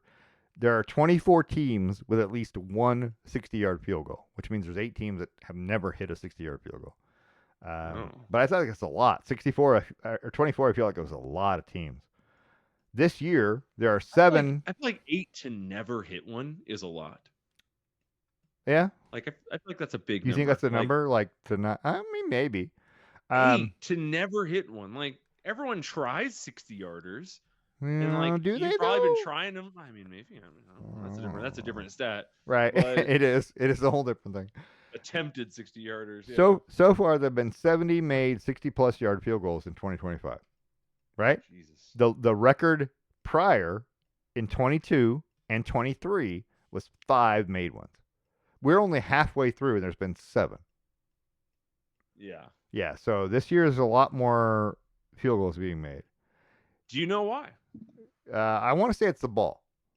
It's the ball. It's the ball. They've let the kickers like prepare the ball longer. So you get 60 balls in the preseason to start prepping. Right. And on top of that, you can now use like the traditional muds and things like that you couldn't use on them before because you were only allowed to prep them from 3 hours before kickoff. So you wouldn't do all that stuff because it'd take too long to dry and clean and condition. Right. So yeah, the balls are less slick, which you think would affect aerodynamics. Right. But they're less slick. They're just better conditioned altogether. That's literally, it's an inexplicable rise. Either that or they're juiced. And they could be. I mean, that's the other option, right? Here's your other question. You ready? Field goal questions. Mm-hmm. So, knowing all of what we've already talked about, right? What stadium has had the most 60-yard field goals made? So I'm still gonna go with Denver. I was gonna say you should be able to figure this out from who made them, right? So we talked Yeah. about the fact that Brandon Aubrey has 5 and Brett Maher has 4. And they all played for who? Cowboys. The Cowboys, which makes which stadium? Jerry's World. AT&T. AT&T Stadium has had 6 60-yard field goals. Interesting. It is and none of them have been by a visiting player, which is weird, right? So, That's suspicious as hell. well, I mean, I was sitting here writing them all down, going, So AT&T has the most at 6. None of them by a visiting player. State Farm Stadium or University of Phoenix Stadium, same stadium, right? Has had 4, 1 by a visiting player. The U.S. Bank, which is Minnesota, has had 4. All indoor is the theme. Has had 4, 2 by a visiting player. Yeah, those are They're the all indoor. top ones. Everybody else is 2 or less. So it seems like elevation not as much of a factor. Indoors, no yeah, wind, no other I, things. I Okay. immediately went to Mile High and I said, yeah, the elevation, right? It's Yeah. 5,200. Ball goes an extra 10 yards. They've only had 2 60-yard field goals. I mean, they're 4th, I guess, technically 3rd, something like that. 4th, technically in the. But so is Lincoln Financial. Philadelphia's had 2. Highmark Stadium has had 2. Raymond James Stadium has had 2. Ford Field has had 2. Ford Field is the only field that's had more than 1, and both of them were by a visiting kicker, and they were both by Justin Tucker. Here's a question for you. So the what's it called? The Magnus effect, which is what allows baseballs to fly farther, or what allows balls to fly farther, is what allows MLB things to go an extra 5 to 10% farther in Denver. Do you think it doesn't affect footballs? Because of the way they're inflated? Like a baseball is a solid object, it doesn't have a hollow core. Right. Well, like a football does. So maybe there's something on that. I don't. Let's get into aerodynamics. The football's number 1. It's shaped weird, right? Right. A baseball is more close to spherical. It's not quite the same because of stitching, right? So it doesn't have quite the aerodynamics, but it is round. The football is not round. The football, depending upon how you kick it, depends on how it spins, right? Yeah. So if you knuckleball it, if you muck it up, or if you hit it just right and it makes that perfect backward flip, right? How aerodynamic is it? Is the question. Is it more aerodynamic as a knuckleball? I would believe it's more aerodynamic as a knuckleball than it is as a regular flipping kick. But as a knuckleball, you probably mishit it, right? Right, probably. Yeah, so it doesn't necessarily get the elevation and all of the advantages of just floating through the air as a knuckleball. I don't know. What I searched was, do footballs experience the Magnus effect in Denver? And according to this, yes, American footballs experience the Magnus effect in Denver, but the effect is modified by Denver's high altitude. The Magnus effect is a force that causes the spinning ball to curve in flight due to pressure difference created by spin. However, the lower air density in Denver reduces the force of both drag and the Magnus effect, causing the ball to travel further, but with a less pronounced curve compared to sea level. Huh. So the ball flight path is straighter. Huh. But yeah, it's interesting. So that's why it goes farther, because it doesn't curve downward. So it doesn't spin and start to drop. It just stays flat almost. Interesting. But that's also probably, man, we'll see. Now we get into another question. What stadium has the most block kicks? I haven't gotten to block kicks yet. Because block kicks are a product of long field goal attempts because of the flatness, right? The trajectory. So usually, but it also is a product of your special teams play. So you could have a really good special teams play that is overcoming, right, the fact that you're at a lower altitude, blah blah blah blah, or lower distance. I don't know. That's a great question. What? I'm gonna do some research, and next week I will bring us the hard data on the blocked kicks. The hard data. I'm gonna go through. I'm gonna do 10 years just to keep myself from going crazy and staring at numbers. I'll say 10 years. If I can get to 20, I'll do 20. But I'm gonna do 10 years worth of data to find out which stadium has had the most blocked kicks. Okay, that's fair. Yeah, that should be good. And the reason why I'm doing 10 is because I don't think anybody's moved stadiums in that time, right? Did Minnesota move in that time? No, not Minnesota. I think it's been Well, more than 10, right? U.S. Bank. I don't know. They used to play at the University of Minnesota Stadium. When did U.S. Bank open? Oh, Yeah. U.S. I typed in U.S. Bank and it's like Oh, 1929, yeah. Delaware, That's and a I'm long like, time. yeah, that's accurate. Also, not exactly what I meant. 2016. So we'll go from Okay. 2016 to Well, present. that's 10 So years. 2016 would that's be yeah, it will be into next year, but yeah, 10 years. I mean, yeah. 16, 17, 18, 19, 20. Yeah, it's 10 years. Okay, If you include 2016. and Yeah. yeah, we'll include the 2016 season. Yeah. Yeah. Here's So here's a question for you then. Okay, so you work on that. We'll talk about more about that. And you know what? I'm gonna come up with another question about blocked kicks next week. So we'll talk about it. Who has the best record in basketball right now in the NBA? well, it would have been I think it would have been the Blazers prior to yesterday, but then they lost to the Lakers. So now, not 100% sure. I'll go with the Lakers had the same record, so I'm going with the Lakers. It's Oklahoma City. They're 7-0. I know. I didn't know that. Fucking Oklahoma City. No one likes them. I agreed. Agreed. The Spurs are 5-1. The Bulls are 6-1 right now. They lead the East. Really? Yeah, the Bulls lead the East at 6-1. And then everybody else is kind of a mishmash in the middle. But yeah, the Blazers are technically right now in 7th in the Western Conference at Really? 4-3, right? And they feel like they're doing well, and then they're 7th. But they are they are the 4th highest scoring team in the West in terms of points scored. I mean, not that means anything. I gotta find out because Oklahoma City's they're getting 21 points from the line on average per game 7-0, man. in free throws made. They're shooting 24.6, so they're actually making it a high clip. Kudos to them for that. But I'm trying. I want to know like who's shooting the most free throws in the league right now. Well, because it's got to be. I don't know. Got to be a couple teams. They beat the Rockets by 1, but the next nearest game was 6 points. So, jeez, yeah, they've been beating people pretty bad. But Oklahoma City also is in that same division with Portland, Minnesota, Denver. I don't like that division, by the way. This is too hard. Utah. I hate when you go to NBA's website, they really try and avoid just showing you who shoots the most free throws. They really try to avoid talking about it. They'll show you every stat, including free throw percentage, but not free throw totals. Like they bury it. So you have to go dig and find it. Because I want to know who's shooting the most free throws this year. But it looks like it might be the Denver Nuggets. It might be. Most free throws. Orlando Magic are currently shooting the most at 32.6. The NBA doesn't show it to you, or the ESPN doesn't show it to you. 2.6 free throws a game. Oh yeah, that's a lot. But they're shooting 32.6, but they're only making 24.3. I mean, that's still 70-something%. No, I hear what you're saying, but like conversely to the Thunder that we just talked about, they're shooting 24.6 but making 21.1. Yeah.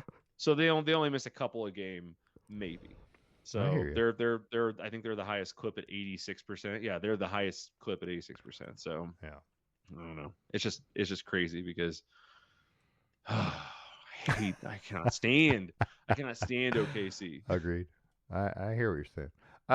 If you weren't paying attention, the Portland Trailblazer head coach at the beginning of the season, Chauncey Billups, was arrested by the FBI for what's the term I'm looking for? Illegal gambling. Not that he was betting on things. He was involved in a poker ring that was fleecing rich people. let's call it unsuspecting rich people out of their money. He says he didn't know that was what was happening, but the actual alleged allegation says that he was involved in the games, not just took people to the game. So that's what they're saying. I don't know, but there's Terry Rozier also involved in the same sting, but in a different capacity. And I don't know. There was like 3 or 4 people, but it is what it is. Chauncey Billups is probably never going to be a head coach again. He has Yeah. hired one of Donald Trump's former attorneys. Um, um, So he'll be good. yeah, probably. He'll be So fine. Mark McCasey, who defended President Donald Trump, has been hired by um, Chauncey Billups. McCasey represented Trump and his organization in several cases, including when the New York Attorney General, sued Trump, alleging his charity was used for personal and political purposes. And when Manhattan District Attorney Cyrus Vance subpoenaed Trump's accounting firm, right? Um, anyway, long story short, this is a high-profile attorney to get if you weren't involved. But Yeah. I guess you kind of have to, right? He's currently facing charges of Billups is facing charges of conspiracy to commit both wire fraud and money laundering. Yeah. It says here that he received a $50,000 payment in October of 2020, and Mm. that Yep. the games routinely defraud victims of at least $50,000. So he was receiving these big payments. This, It seems like post games. according to the Department of Justice, the scheme resulted in victims losing at least 7.15 million, dating back to April 2019. So there's a And this lot of is money why I there, don't gamble. right? According to them, he was utilized to attract victims to the games because of his status as former professional athlete. That's what the DOJ says. Whether that's true or not, I don't know. But you know, yeah. Anyway, How exciting. I see yeah, here that also that he was uncharged but was mentioned in the indictment around about allegedly an unnamed co-conspirator who allegedly leaked non-public information about the Trailblazers game plan, i.e., like I would say, example would be resting players all right, for the March 24th game matches Billups' profile. So the unnamed co-conspirator matches Billups' profile, which means that I think that they're working up those charges that he gave out information could be, about his game plans and it could be. to the people, probably for I'm assuming for gambling purposes. And this is why gambling in sports, like what was wrong with the bookie system, like the breaking legs and like backwoods New York crap? What was wrong Uh, with that? I You mean, can just leave it I at that. I think it was the breaking legs and the It backwoods was probably the thing. breaking legs and dumping bodies in the Dumping bodies. I backwoods of think New pretty sure Jersey. that was Yeah, the reason. that was Uh, it. That was where it all went wrong. that's I mean, had there prior to the breaking legs, we were good and it was okay. Yeah, Yeah, you just owed a guy it's money. just Uh, like it is just so funny to me because I was having a conversation with my coworker Nico, and I was telling him, I was like, we were yeah. talking about like the day before all of this came out, we were sitting around talking about Donahue and the NBA, and or Donahue, who is the official, Oh, the the official. disgraced Yeah, official. Donahue. Yeah, we were talking about him because Nico's family has been involved in sports for a long time, so he's known a bunch of like Nuggets and things like that, and so and his dad knew this guy. So we were talking about it, and I was saying that I think of all the sports, the NBA is the most subject to be rigged. Like Yeah, I think it's got the baseball can rig through juicing, but you still got to put the bat on the ball. Like you still have to hit it. So there's still an element of you involved. The right. NFL, they cannot make calls. They cannot call a pass interference, which I mean you can do, but you're still going to get opportunities to drive. In the NBA, you can just call fouls and put someone at the line. And they're good enough. All of them are. Every NBA player is good enough, sans Shaq, Robin Lopez, a handful of others. Every NBA player is good enough to make free throws. You So, can affect the outcome of a game through free throws. so yeah, right. So Billups is not listed in the sports betting scandal that led to the arrest of Terry Rozier. However, Ooh. the DOJ mentioned that However, a Trailblazers Chicago Bulls matchup on March 24th, 2023, the day after yeah. Terry Rozier's alleged wrongdoing, in which a co-conspirator, quote, an NBA coach at the time, allegedly told allegedly told a longtime friend who is also a defendant in the rigged poker scheme that the Blazers would be tanking that night for a better draft pick and would sit some of the team's best players. The resting of the players had not yet been public information. The team's top four scorers, including Damian Lillard, did not play that night as other co-conspirators allegedly wagered more than 100,000 total against Portland. The Trailblazers lost by 28 points. Boy. Woo! Tanking has never really been able to be proved. Yeah. This seems like it. This seems like it, yeah. This seems like it. And if you're Adam Silver, right now you got to be like, we are taking an anti-tanking stance. You have to find a way to punish people. So how do you fix that? That's the question. How do you fix tanking? Yeah. How do you fix a team who starts out, 10 and 20, right? And goes, now's the time to tank. I'll tell you what. So it starts with a couple things. One, resting players is non-fucking sense. Yeah. Right. League doctors need to exist. League doctors are the ones who need to put you onto medical, not team doctors. Yeah. Right. Team doctors are absolute horseshit people. They agree. I've met a bunch of them. All they do is push people through to get them back to coach, and then coach will deal with it from there. It's nonsense. So league doctors need to do that. So if you cut down on the resting, you're going to force people to play. You can't make people make buckets, but at least if they're all playing, that's a start. At least you're not resting 4 starters for no reason. Load management, it's horseshit. If you miss 30% of the season, if you're expected, I don't even want to go that far. 20%. If you're expected to miss 20% of the season, I don't think you should be playing that season. You're clearly hurt. I will tell you what I think. This is, you're right. You're absolutely right. Here's what I think. Stop making drafts in reverse order of record. Stop that crap. Just randomize the whole damn thing. Just randomize. I know that the number 1 team could get the number 1 pick, and they could be better even though they're already good. I get it. But it's also random. If you make it completely random, it doesn't matter what your record is. Period.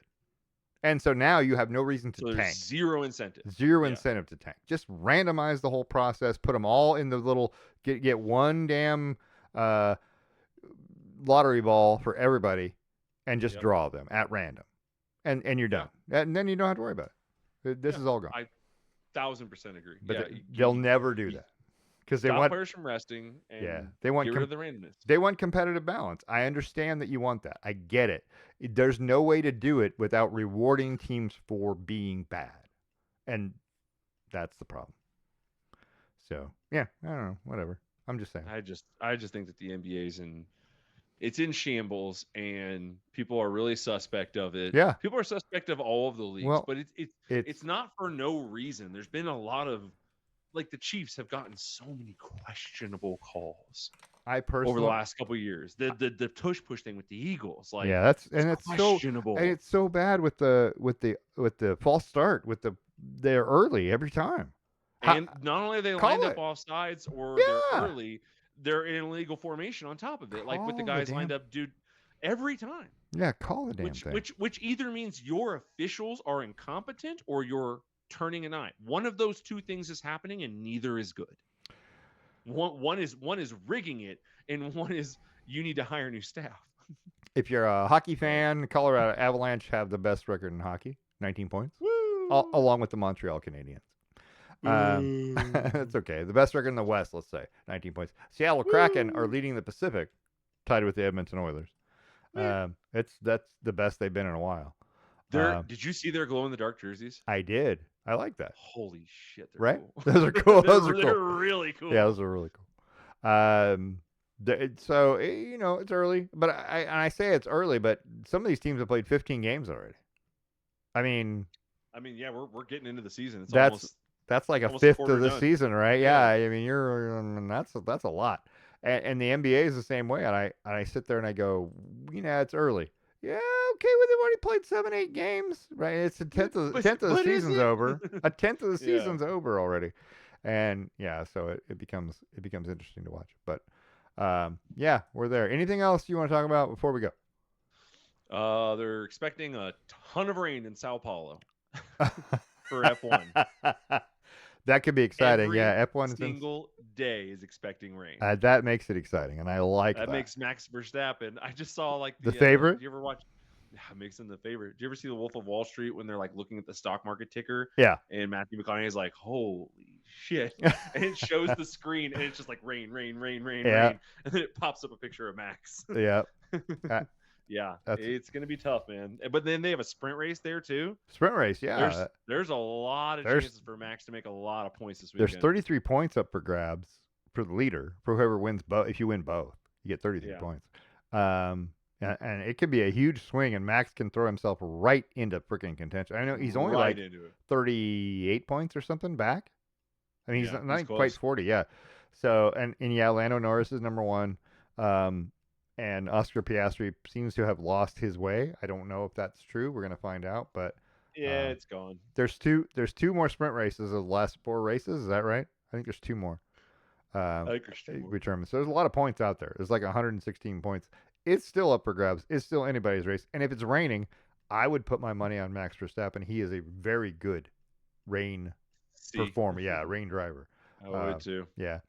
So it's going to be exciting. If you're an F1 fan, or if you had never watched an F1 race, watch this one then, because the rain will make it exciting. I promise.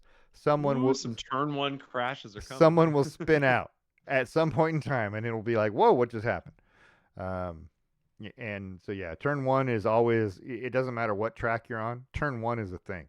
Everybody's racing down as hard as they can, as fast as they can to turn one, and the leaders in front are battling to get through turn one without being hit by someone else.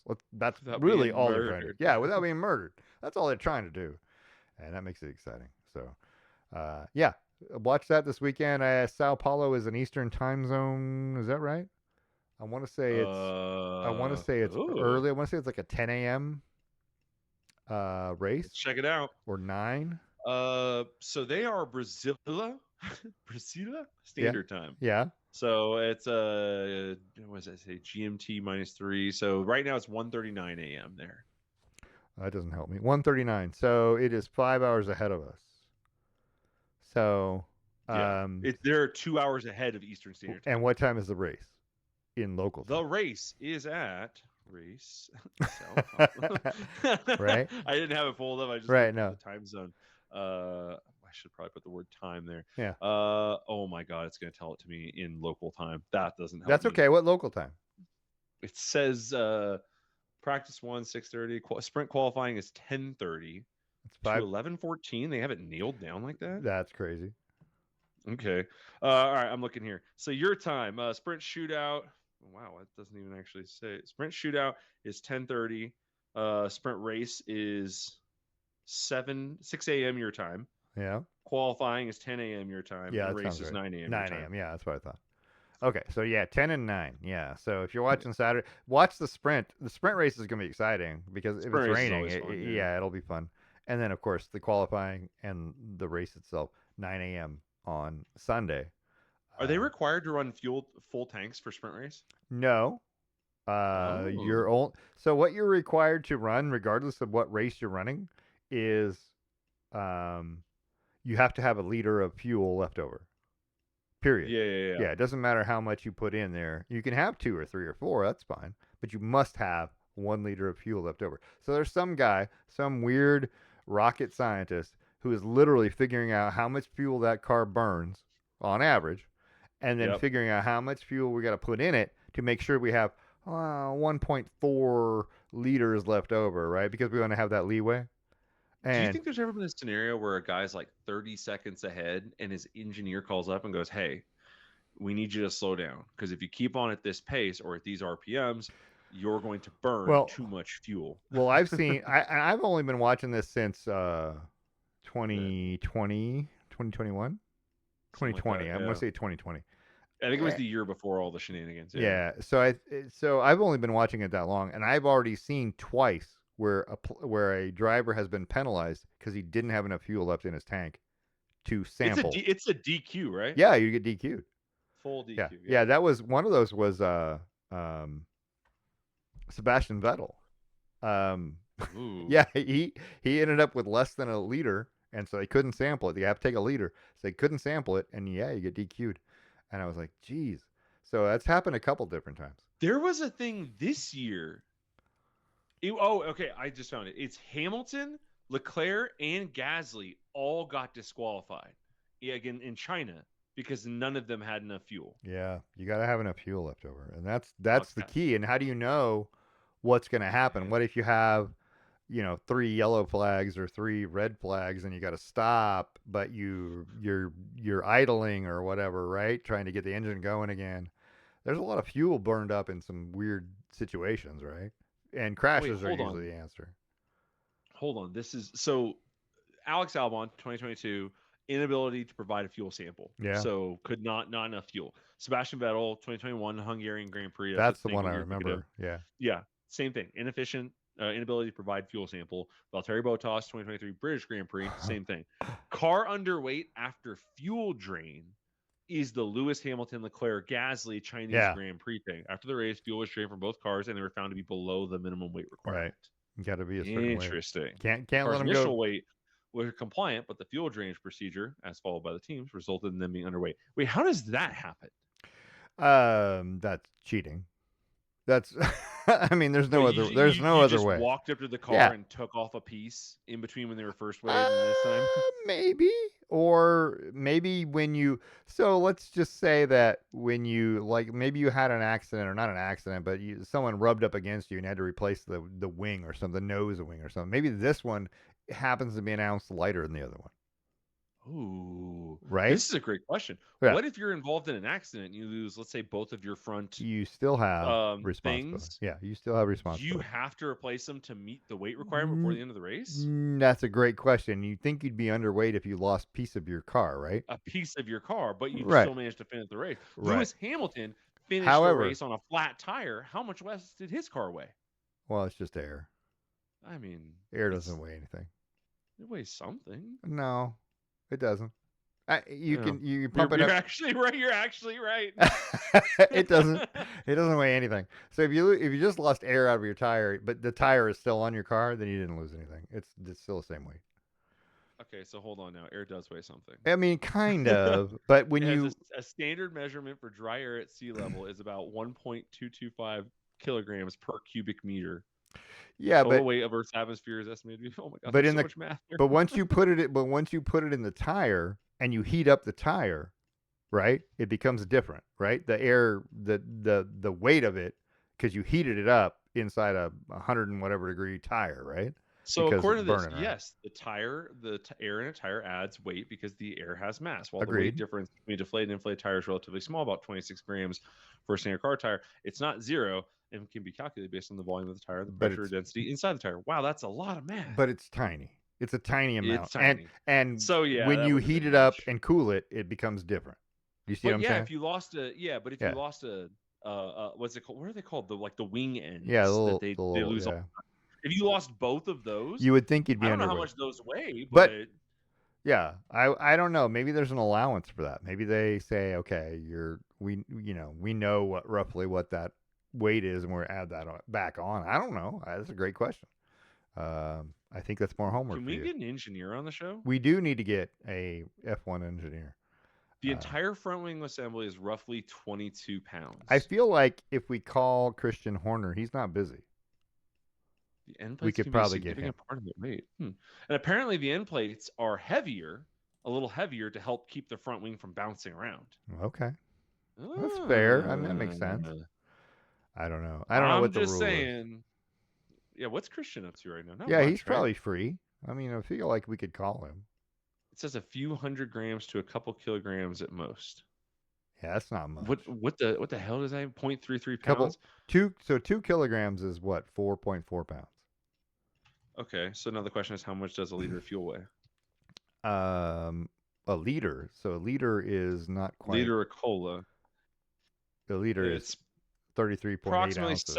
0.74 kilograms. Okay. So if you lose 2 end plates and they're at 0.33 each, it's still less than losing a liter of fuel. Yeah. But they're talking about the weight after they drain the fuel. So I know, but that's why my brain is like, maybe your car weighed the right amount, but you got hit a couple times. It could be, and it could be. You lost some parts of your car, and now you're under. There's got to be an allowance for that because there's no way. I mean, you're allowed to finish missing a part of the car.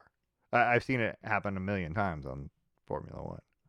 So that's a great question. Once they drain the fuel, how are you? To the McLaren engineer. Send it. Like, I'm going to find one. And just be like, hey, I have real questions. I can't find any answers to these. I don't want any trade secrets. Please do not tell me.